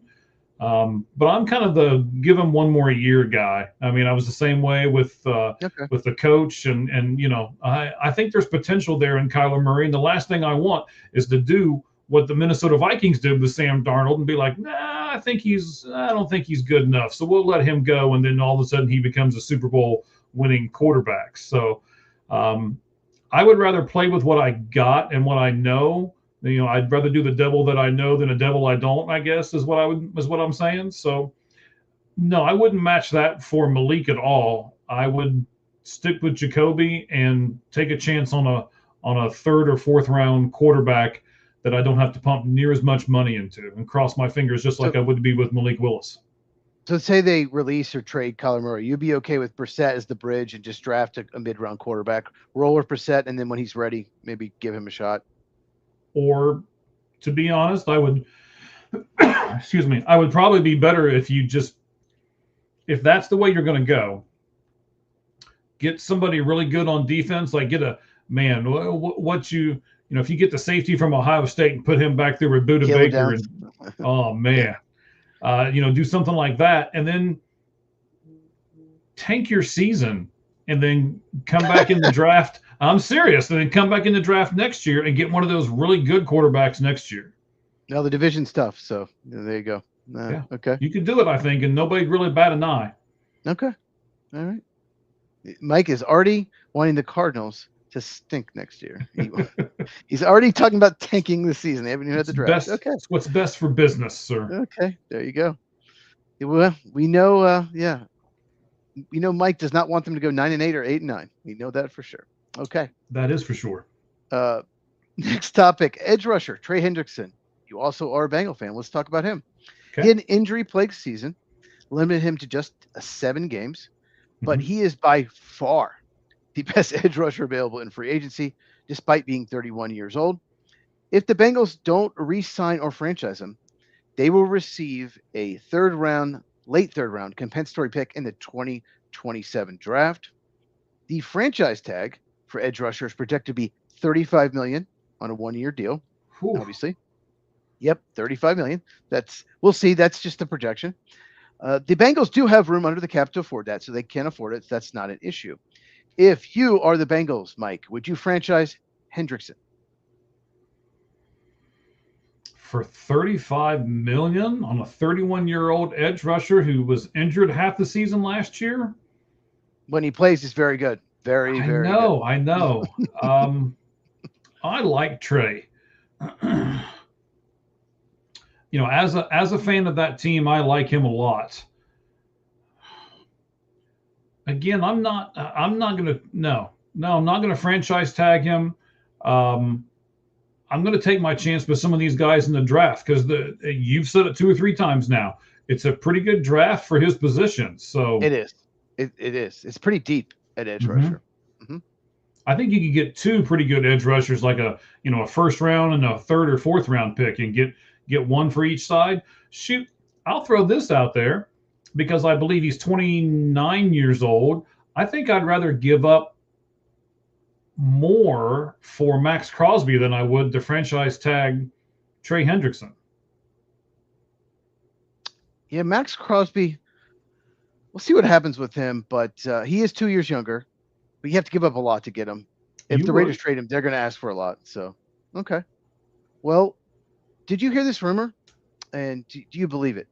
That the Bengals, if they franchise him, it's called tag and trade. You tag him and then try to trade him. They may only get a 3rd round pick this year at best. Did you see that rumor, and do you believe it? I don't believe that. That's insane. He's better than that. He is 31, coming off an injury, and you have to pay him. That's the thing, is you have to pay him as well. Right. You have to. So when you're saying tag, so the team that gets him in the trade has to pay him the tagged amount? No, they have to pay him a new contract, just a big new contract. So they could sign him to a 1-year, $20 million, and as long as Trey says yes to that, everything's good to go. Well, he won't. He's going to want a long-term deal. So the team would give up a 3rd round pick, right, and then sign him to like a 3 or 4 year deal, whatever it is. They'd agree to a term, and then it'd be a swap. It's called tag and trade, and that way the Bengals, instead of getting a 3rd round compensatory pick in 2027, they'll get a pick this year, a higher pick. But if you're getting a 3rd rounder this year, that's your best offer. I'd rather just keep him for a year on the franchise tag and then let him run next year, because I would want it. I mean, would you take a 2nd rounder for him, or would you want more than that? I'd probably take the 2nd rounder if it means I got $35 more million to spend. I'd go out and try to get something somewhere else. So if a team offered you like the 48th pick, you take that and just keep the cap room? Yeah, and then I'd try to sign Chubb. Okay. I mean, there's a drop off between Hendrickson and Chubb. Bradley Chubb got released by the Miami Dolphins. Okay. Mm-hmm. Yeah, I think I'd go that route. I mean, like I said, I know we were talking over top of each other there, but there's a drop off between Chubb and Hendrickson, and I'm not denying that. But you're also not going to pay him $35 million either. Not even close. Not at this point. Okay. Well, there are 4 outcomes that I see. If there's an extra one, let me know. What do you think is the most likely? They let Hendrickson walk in free agency without tagging him. The second one is they tag him, keep him for 1 more year, and then let him leave next season. The third one is they tag and trade, which we talked about. They tag him and then trade him to another team. Or number 4, which no one's talking about, they sign him to a long-term extension. Of those 4, what do you think is the most likely outcome?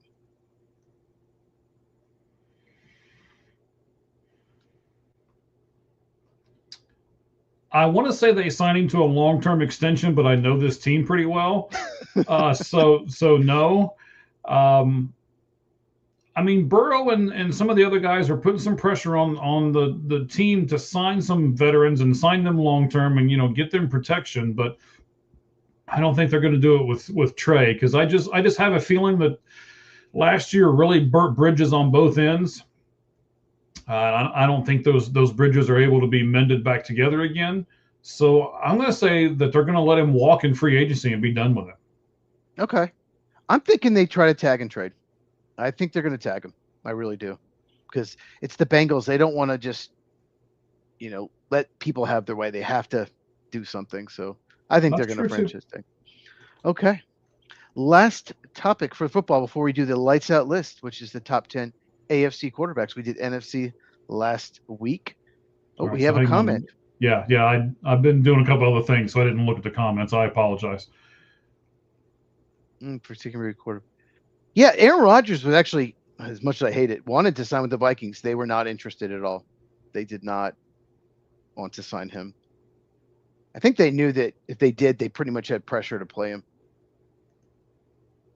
Oh man, Mike, you want to take that one?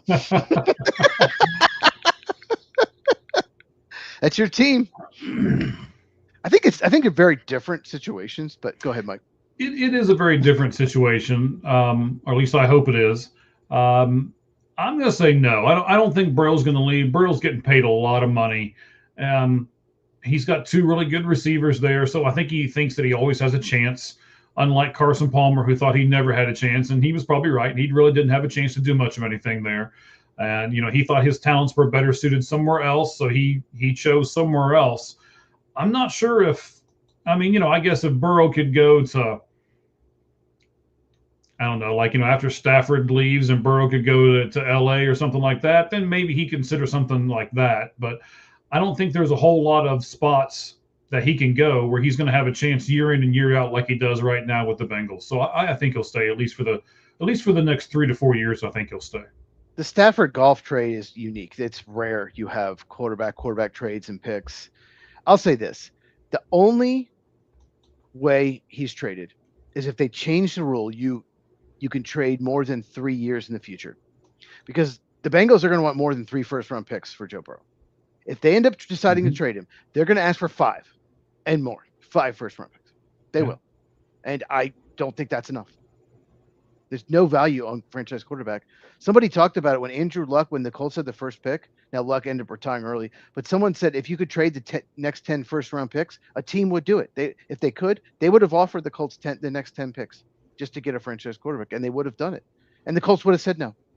They probably would have said no because it's so hard to find an elite quarterback. All right. Last topic, Tyreek Hill. We talked about Bradley Chubb. He was released by the Dolphins. Tyreek Hill was also released by the Dolphins. He's about to be 32 years old. He's coming off a major knee injury.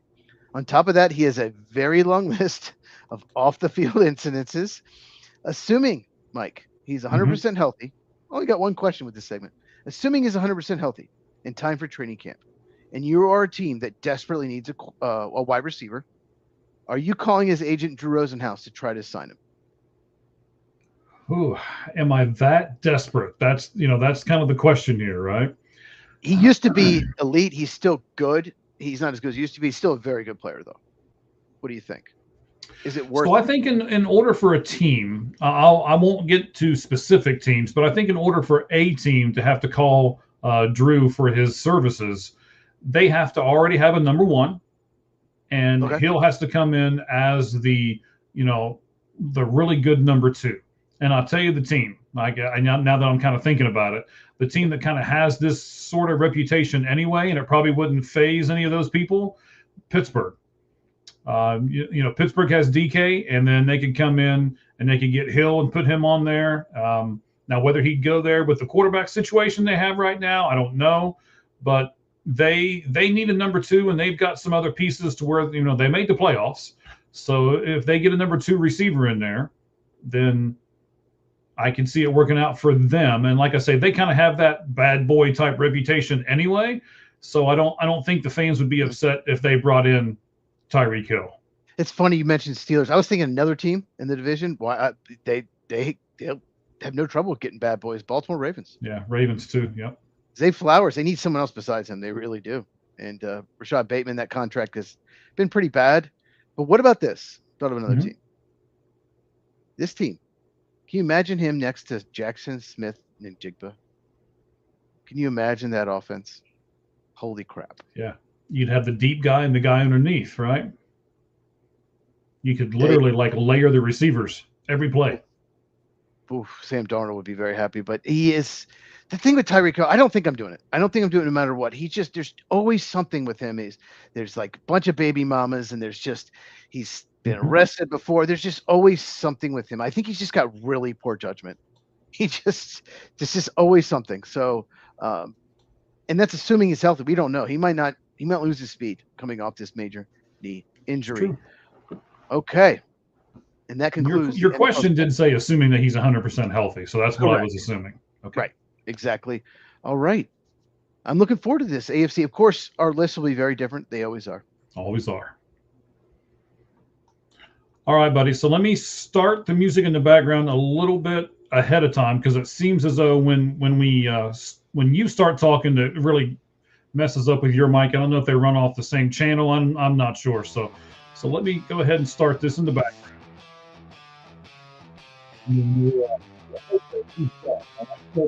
This is our lights out list, of course. This is how we're going to end the show today. Looks like we might get this show in within 2 hours, buddy. Look at that. I say that. Watch, we'll go 2.5 now. All right. Got my list happen right here. You know this to be true. Yes.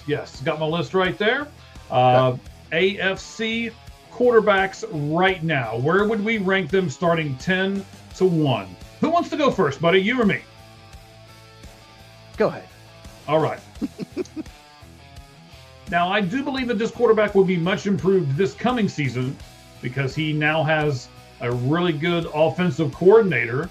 I think both of us are kind of looking. Did your eyes just get weird right there? I'm trying to think who it is. I'm trying to think. I'm surprised you don't know who it is yet. So is it known for country music? No. Okay. I don't know.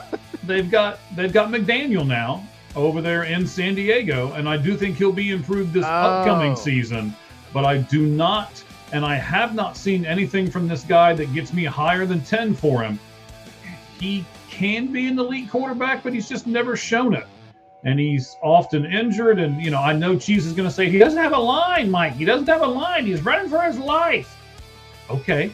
So's Josh Allen, and he's much higher on this board than what Justin Herbert is. So I put Justin Herbert, San Diego Chargers, all the way down at number 10.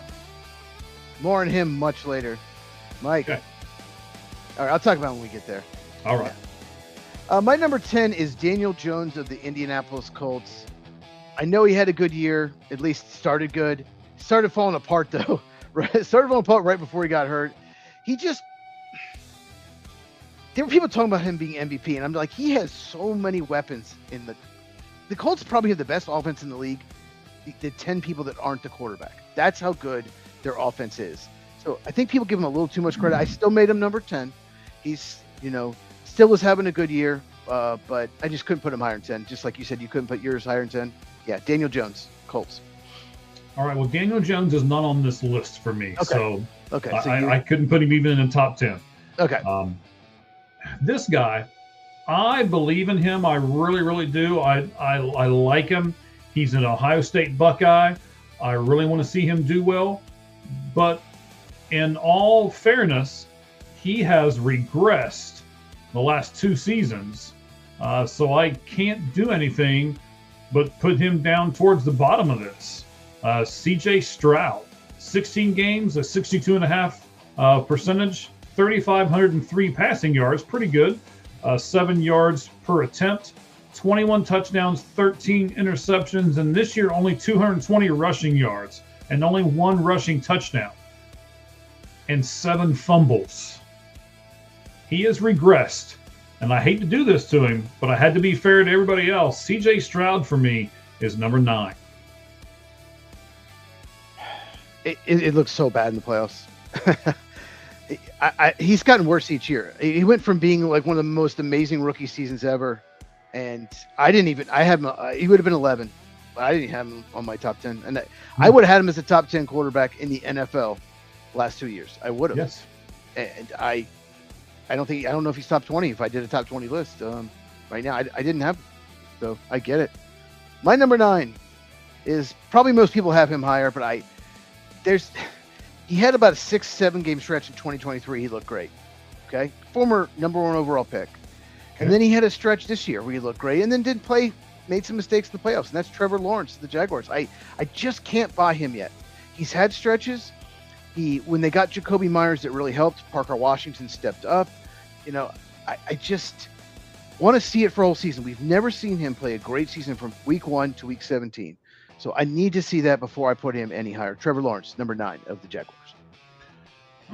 All right. Well, just like I said, CJ Stroud is going down in this countdown. As I really got to looking at his numbers, I was like, wow, I think maybe you put him too high, Mike. Maybe you shouldn't even have put him in there. Maybe you should have put Daniel Jones in this thing instead of him. This guy in 17 games, 59.8%, 3,169 passing yards, 5.9 per attempt, 15 touchdowns, 7 interceptions, 159 rushing yards, 2 touchdowns, and 11 fumbles. But he's young, and he's going in the right direction. So I put Cam Ward at number 8 above CJ Stroud and Justin Herbert. I didn't have him in the top 10 because he's just an unknown. It's just such an unknown. It's tough to know what you have in him with the Titans. They need more help on offense. So the fact he only threw 7 interceptions actually is impressive. Maybe I should have put him in the top 10. All right. My number 8 is Aaron Rodgers of the Pittsburgh Steelers. What can I say? He can still sling it. He's still got a great arm. Still doesn't turn the ball over a lot. Some people might not put them in the top 10, but you know what? He only had DK Metcalf. He didn't really have any other really good weapons that could stretch the field. And his numbers look good. Just couldn't put him higher because I just think they're 7 better right now. I hope he plays one more year. But number 8 for me is Aaron Rodgers. All right. I did not have Aaron Rodgers in the top 10. Okay. I get it. Cheese, can you see the questions? Let's see. Look at the comments, and we got some questions over there. So kind of look at those and decide as well. Yes, I see it. We got Jaguars fan. Yes. I can see them now. Okay. So we'll decide if we want to do them all here in a moment, but we'll do our top 10 and keep going on that, and then we'll get to those here in just a few minutes. Jaguars fan 44-44. We will do the finished top 10, and we will go over that right real quick at the end. Okay. Yes. Okay. Fantastic. So just take a look at them, and you're more the football guy than me. So I got Herbert, Stroud, Ward, and now my number 7 guy. Some people are about to be really, really upset at these next 2 picks. I can guarantee it. My X account is at All Gloves Off SM. Go ahead. You may as well just do it now. Or if you're over on YouTube, go ahead, put the comments up there. I will defend myself all day long with these 2 picks because, we'll just say. You want to do them back to back? I can do my next 2 back to back. Or do you want? Okay, that's fine. We can do that. That's Might as well. A little different. We'll go back to back here. So 7 and 6, 18 games, 62.9%. 42-10 as far as passing yards, only 6.4 per attempt. He did have 28 touchdowns, but he also had 12 interceptions and 5 fumbles, 385 rushing yards, but only 5 rushing touchdowns. He is going in the right direction, but I thought he could have gone better this year. He didn't improve as much as I thought he would from year 1 to year 2. Bo Nix for me is number 7. In this top 10 of the AFC quarterbacks. Now, that might not get me in as much trouble as the next one does. Here, let me make sure here we go. There he is. So, 14 games is all he played this year because of injury. 62.7%. This is one of the reasons why we said this year, by the way. 14 games right away kind of knocks him down a little bit. 3,587 passing yards, 7.1 attempts, 22 touchdowns, and 11 interceptions. So barely twice, 11 interceptions, 22 passes. It's kind of like in baseball when you want to see at least twice the strikeouts that you do walks. I want to see more than twice. So that's another reason why I put him down. 422 rushing yards, but again, only 5 touchdowns and 3 fumbles. Patrick Mahomes is number 6 in the AFC top 10 countdown. Patrick Mahomes 6. So Herbert, Stroud, Ward, Bo Nix. Patrick Mahomes is number 6, not even in my top 5. Cheese, Okay. go ahead and do yours back to back, and let's see how many people you can piss off. I'm going to piss someone off with 6 probably, but my number 7 is the same as yours, Bo Nix of the Denver Broncos. I think it was kind of the easy 7. I had the 6, and then I had Bo Nix, and then everyone else. I think that was kind of my list. But yeah, Bo Nix, it's a shame he got hurt. I wanted to see him against New England. I really wanted to see that matchup with May. It sucks for the fans. I know you hated watching that game. Yeah, but Bo Nix, I think he's getting better. I still think he could use, another weapon, either a running back or a receiver, maybe a tight end, just another playmaker besides Cortland Sutton. But yeah, Bo Nix, I think you're, like I said, right direction. We'll see what happens off season. They get him a little more help. My number 6, I had to take the playoffs into consideration, and I'm a little worried about him.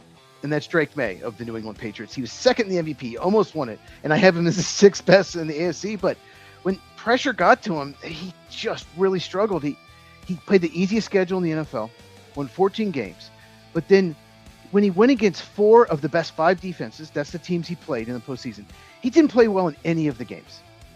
Despite winning 3 of them, he did not play well in any of those games. And I get it. He's great. He had an amazing season. The talent's there, and I think he's going to be very good. I'm just if I'm a Patriots fan, I'm a little worried because when he went up against the best competition, he failed. Now they've got to improve the offensive line, no doubt about it. But I just couldn't put him higher than 6. So I have Daniel Jones 10, Trevor Lawrence 9, Aaron Rodgers 8, Bo Nix 7, Drake May 5. And Drake May 6. Who is your number 5? All right. I was doing a couple other things. Hang on, I'm looking for his stats real quick as I go down this. The more and more I go down this list, and I'm like, wow, maybe I put this guy in the wrong spot here. Where in the world? You looked at stats. I just did the eye test. I didn't even look. I just did it in my head. Right. So I'll tell you what. Let me put this question up here, Cheese. You read the. Never mind. I got it. Okay. So getting everything squared away, putting together up here. Hang on. I got to do this. I can answer one of them that. if you need to. Yeah. No, we're good. And I forgot where I was. It happens to me a lot. Don't worry about it, buddy. It's just, it's not supposed to happen live on the air, but that's okay. So our Jaguars fan 44 says, I'm a big Jags fan. I like Lawrence, but he does need to be a little bit more consistent. This is first off season not needing surgery or not in rehab, so hopefully he'll get a bit better. I do like that ending part to it. I put that up there because for me, I have gone Herbert, Stroud, Ward, Nix, Mahomes.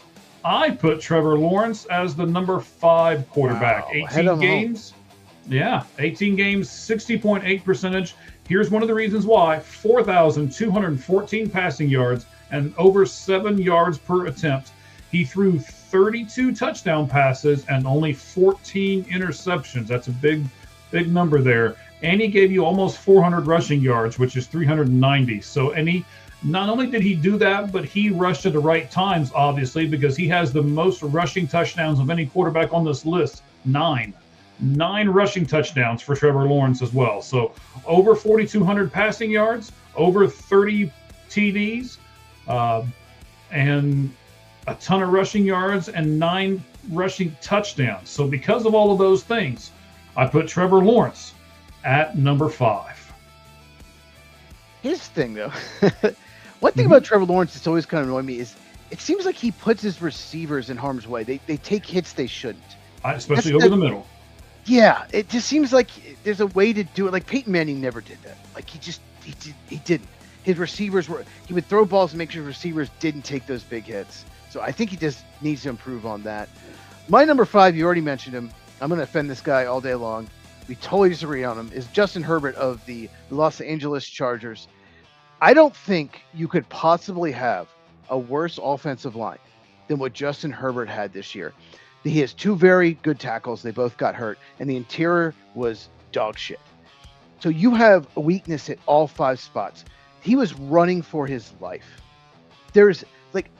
Honestly, he should, if you look at his stats, I don't have them in front of me, but I'm sure they're not terrible. He should have the worst stats. He should be the worst quarterback in the NFL with that offensive line. He should be awful. And the fact that he actually put up decent stats, the fact that he got to the playoffs is incredible. Give him an offensive line. Give him time to throw.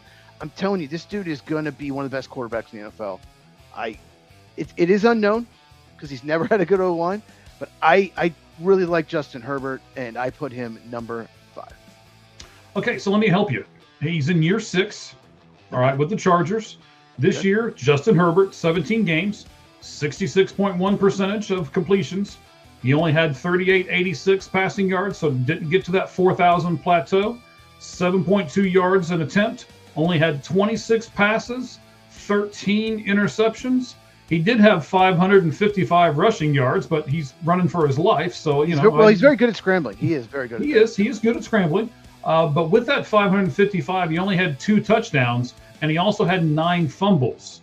So the 9 fumbles at the end was one of the things that put him down with me. He didn't get to the 4,000-yard plateau, and then he only had 2 rushing touchdowns. So that's kind of where I was at defending my side of it by putting him at number 10 on my list, and you put him at 4 or 5? 5. Yeah, I mean, he's going to fumble when he's getting hit all the time. So, yeah. Well, he knows it's coming. He should cradle the ball. Anyway. Okay. So Herbert, Stroud, Ward, Nix, Mahomes, Lawrence. Number 4 for me was just in the Super Bowl. Drake May, 21 games, 69.3%. He got 5,222 passing yards. Let me say that again, 5,222 passing yards with half of his receiving core. Nobody knows who the heck they are. 8.5 yards per attempt, the highest of anyone in this countdown. 37 passing touchdowns and only 12 interceptions. And he also rushed for 628 yards and 5 touchdowns. But the big knock on him, if I'm going to say it's a knock about everybody else, it's the reason why he's not in my top 3, because he had 5,222 yards and 37 touchdowns, yet he's number 4. The reason is because he lost 15 fumbles. So Drake May, for me, number 4. Way too many turnovers in the postseason. Yes. Absolutely. Yes. Yep.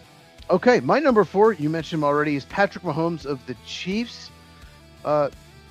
Hasn't had as much help. Offensive line's been bad. His play has dropped. There's no doubt about it. I think he's still very good. He's still very good. It's still Patrick Mahomes, but yeah, I don't know what to do with him because he's just not as good as he used to be. How much of it is the offensive line? How much of it is not having Tyreek Hill? Like Travis Kelce getting up there, but I could not put him lower than 4. I wanted to, I tried to, I just couldn't. But he's still Patrick Mahomes. So because of that, I put him at number 4. All right. Here's the other guy that I think is going the wrong way, but I still couldn't put him less than 3 because I didn't think there was any other people that were above him consistently. He's in year 8, so that really helped his case. He only played 13 games this year, 63.6%. He only passed for 2,549 yards. He did have 8.4 yards per attempt. He still threw 21 touchdowns, which again bumped him up a little bit. Only 7 interceptions, 349 rushing touchdowns, 349 rushing yards. Well, it'd be a lot if he got that many touchdowns. Two rushing touchdowns and 7 fumbles. So for me, number 3, Lamar Jackson, Baltimore Ravens. We have the same top 3. We'll see if it's the same order. Well, I mean, it's very possible. My number 3 is also Lamar Jackson of the Baltimore Ravens. Yeah, he threw 41 touchdowns last year. Only, like I said, only 21 this year. He, was injured. He had a bad back, and so there are some people I've seen some lists not even put him top 10. I think that's insane because he went from being like top 3 to just dropping that. No, he had a bad back. We'll see if he recovers from that. He's still really good. He hasn't been as good in his career in the postseason. That has been the biggest knock on him to me. That's really the main knock. But I love watching Lamar. He's such a good dual threat. Just needs to get healthy. And he'll be, once again, an MVP candidate. But, yeah, like I said, the back. Once you start having back issues, it could be bad. But, yeah, number 3, Lamar Jackson. Okay. I'm going to tell you right now. We'll see with the same order. Go ahead. I had a really, really, really hard time with these 2. Me too. I couldn't figure out what I wanted to do. I couldn't figure out who was at 1, who was at 2. Am I going to be the homer and put my guy in the first spot, even though I kind of think he deserves it? So here we go. I ended up putting Joe Burrow at number 2. Okay. I decided to do it this way because of this. He only played in 8 games. He did have some really good numbers for 8 games, though. 1,809 passing yards, 7 per attempt. He threw 17 touchdowns in 8 games, and he only threw 5 interceptions. But the rest of it's pretty much 0. He only had 41 rushing yards, so that's pretty much 0. He had no rushing touchdowns, but he also didn't fumble the ball. So I came I teetered back and forth on this one. Joe Burrow for me, number 2. Can't believe he didn't have a single fumble. He did not. Wow. That's crazy. 41 rushing yards. That's like usually just you can scramble into like double that in 8 games. That's crazy. Yeah. Same thing. It was tough, but I had to put Burrow number 2. Here's the thing with Joe Burrow. 17-game season. Well, okay. I watched all 8 of his games. Some of them I watched twice. That Baltimore Raven game, he was horrible. He was absolutely horrible. Well, I think they were shut out. So those other 7 games, he was great. He was great in those 7 games. That one game against Baltimore, it would look like he was trying to tank. I don't know. But no, Burrow is amazing. I think he's the best passer. I think he handles the pressure well as any quarterback. But the fact that he just doesn't get you any running yards, doesn't rush for touchdowns, just puts the next guy over the top. And like you said, you could probably, flip them 1-2. You have to go with the guy who's number 1 on both our lists just because he gets so many more yards with his legs. But yeah, number 2, Joe Burrow is such an amazing passer. All right, so that means we're both going to have the same number 1. I'll do the stats. You can do the eye test, all right? Okay. So it's Josh Allen, 19 games, 69.7 completion percentage, 4,224 yards. I honestly thought he would have more than that.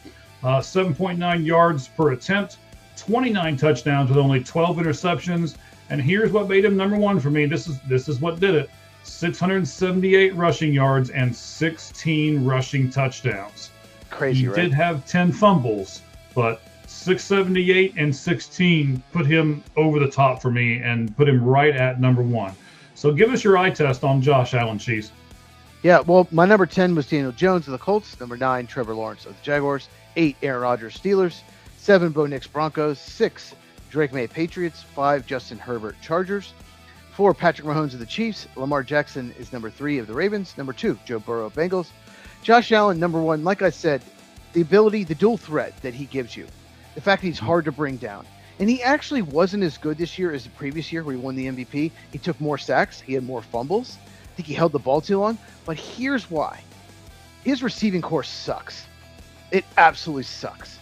Khalil Shakir, his slot receiver, is probably a decent number 3. The rest of them shouldn't even be in the league or be on a practice squad. His receiving core, he's got good tight ends, but his receivers are terrible. Brandon Beane won't get him good receivers. Traded away Stephon Diggs. I get why. Never replaced it. And the fact that he puts up those numbers with these receivers, no wonder he's running around taking sacks. No one's open. No one's separating. And he still got them the second round of the playoffs with let's be honest, it's not a very good roster overall. It really isn't. So he gets so much blame because of the playoff success, and it's just not his fault. And I made a whole video. Make sure you check it out on my channel. You can search it, Josh Allen. Made a video last week all about it and how the media and the Bills have been so unfair to him. So yeah, number 1. If I was doing a list right now, I put him number 1 best quarterback in the entire NFL, even ahead of Matthew Stafford. I would. So there you go. That's interesting. All right, so we got Jaguars fan 44 that just joined up with it. So I got a couple questions. Both Devin Lloyd and Travis Etienne won't be back for the Jaguars. Where do you see him going, sir? I'll take Etienne because I think I know where he's going. Okay. I think the Arizona Cardinals need a running back, and they're going to pick him up in free agency. I'll let you take Devin Lloyd. What do you think about that? Just want to say this. What a great fit Etienne would be in Denver. Just saying. It's true. That might put them over the top. Next level. Devin Lloyd. God, a lot of teams need a linebacker like that. I'm doing it. Green Bay Packers. Let's go get him. We need a middle linebacker. Go get him. Green Bay. I want him so bad. He's so good. But there are a few teams Devin Lloyd. I hate to say this, but Chicago would be a really good fit. Chicago Bears as well. They're going to release Tremaine Edmonds, so they could use middle linebacker. How do you think the Texans offense will perform? There's so many factors in that question. I could talk for 20 minutes, so I'm going to give you 30 seconds here. They need to improve a couple spots of the offensive line, and they need to get Stroud, maybe another weapon. They have some young guys there, but Stroud, it depends on the offensive line, and Stroud's got to be better. He has to play better, and the offensive line has to be better. Anything you want to add to that, Mike? No, I mean, no. I think you said it best. Well, we'll kind of. It could be good. It could be bad. I don't know. Right. I'm not trying to be mean to Jaguars fan 44, but you come on at the end and you throw all these questions at us. Don't expect us to go through a big long analysis for you. Okay. I'll say this: at best, it's the third best offense at best in the division, unless the Titans take a big step. I'll say that. Okay. All right. So again, Jaguars fan asked about the top 3 weaknesses of the Chicago Bears. I'm thinking Cheese is going to say there's more than 3, but hey, what you got, buddy? Left tackle, edge rusher, and defensive tackle. Yeah. Okay. Quarterback. I'm sorry, quarterback. I knew you'd throw that in there at the end. That was good. That was good. So, I'm I don't watch their front seven. I don't watch the teams that give you that great of an analysis on all that stuff. So that's why I got Cheese up here, buddy. That's why he's here. So they were 25th, I think, in total defense, and the secondary is pretty good. They got some pieces in secondary, but the front seven was disappointing. They need a lot of front seven help if they want to take the next step. And I appreciate you being understanding, Jaguars fan 44. I really do. Thank you for coming on and putting the questions up here. We do appreciate the question. That wasn't a knock on you. That's just, we said about 30 minutes ago, hey, we're going to get this thing done and in under two hours. And so, quarterbacks, we had to talk quarterbacks. So that's true. Yeah. And next week, Mike says we're doing the best top 10 best long snappers. Is that correct? Long snappers and punters. Yes. But top 10 best assistant special teams coordinators. There we go. Now we'll figure something out. If you guys want to suggest something, you can do it here. You can do it on X for a top 10 list. We're always open to suggestions as well. Because off season can be a little trickier to find the top 10. Very easy during this season, especially. Right. We'll have to do some other positions, I believe, and then we're also going to start getting into some of the baseball stuff too. So. Exactly. Position by position with those as well. So those are great things to do on the top 10 list. We can agree to disagree without getting into a big fight about it. So it's great. All right, guys. Hey, thank you guys for being on with us. 2 hours and 10 minutes, maybe we'll get it done. So yeah, you're swinging over there at me. I see you. You better put Alex Bregman. Anything you want to add to the end of the show, Cheese? Yeah, you better put Alex Bregman top 3 third baseman, or we're gonna. Okay. So maybe we'll just do that next week. You want to just go ahead and announce it now? Top 10 third baseman next week? Third baseman in MLB? Let's do it. Okay.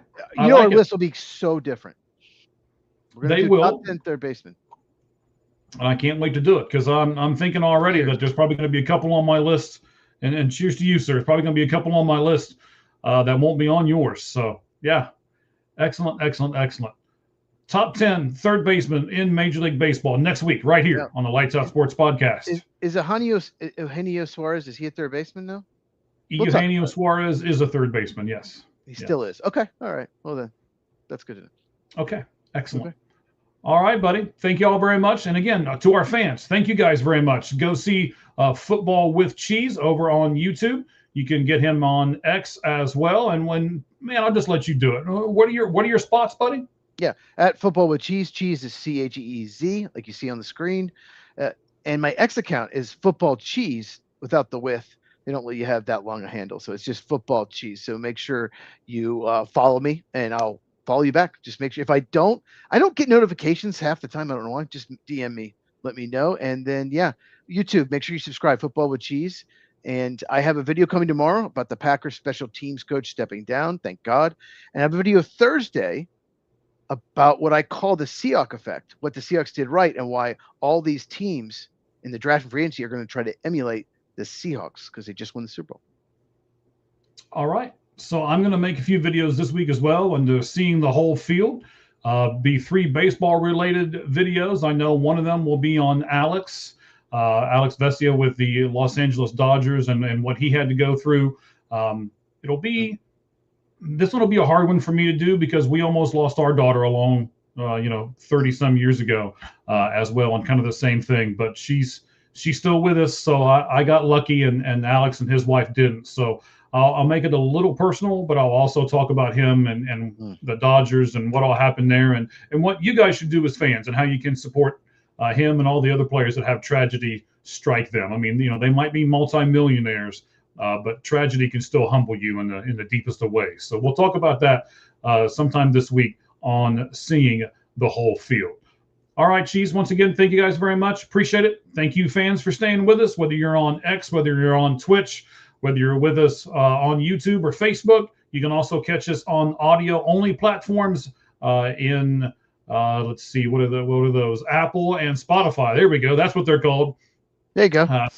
So we got a lot of stuff going on right at the moment, and make sure you check out our other podcasts here on All Gloves Off Sports Media. You'll be able to see them in a moment. So anything you want to add to the end, sir? No, I guess I'm going to make some steak quesadillas. I'm really looking forward to it. All right. Well, I got conies to look forward to, so I'm liking those as well. So I love me some conies. We're getting into good baseball stuff. Next week, Combine. The Combine is next week. Mike, look at his face. He's so excited. Can't contain himself. I can't. It is so exciting for the Combine. I love the Combine. I can't wait. Okay. Well, we'll talk about it a lot then. Maybe you can convince me to like it a little more. There you go. College football segment. We talk about the Combine. There we go. I like it. All right, buddy. I'll see you next week, same time, same place, as I will all of our great fans. Thank you all for listening. Have a great night. And as we always say at the end of these broadcasts, the only thing that's fair in life is a baseball hit between the third and first base lines. Good evening, everyone.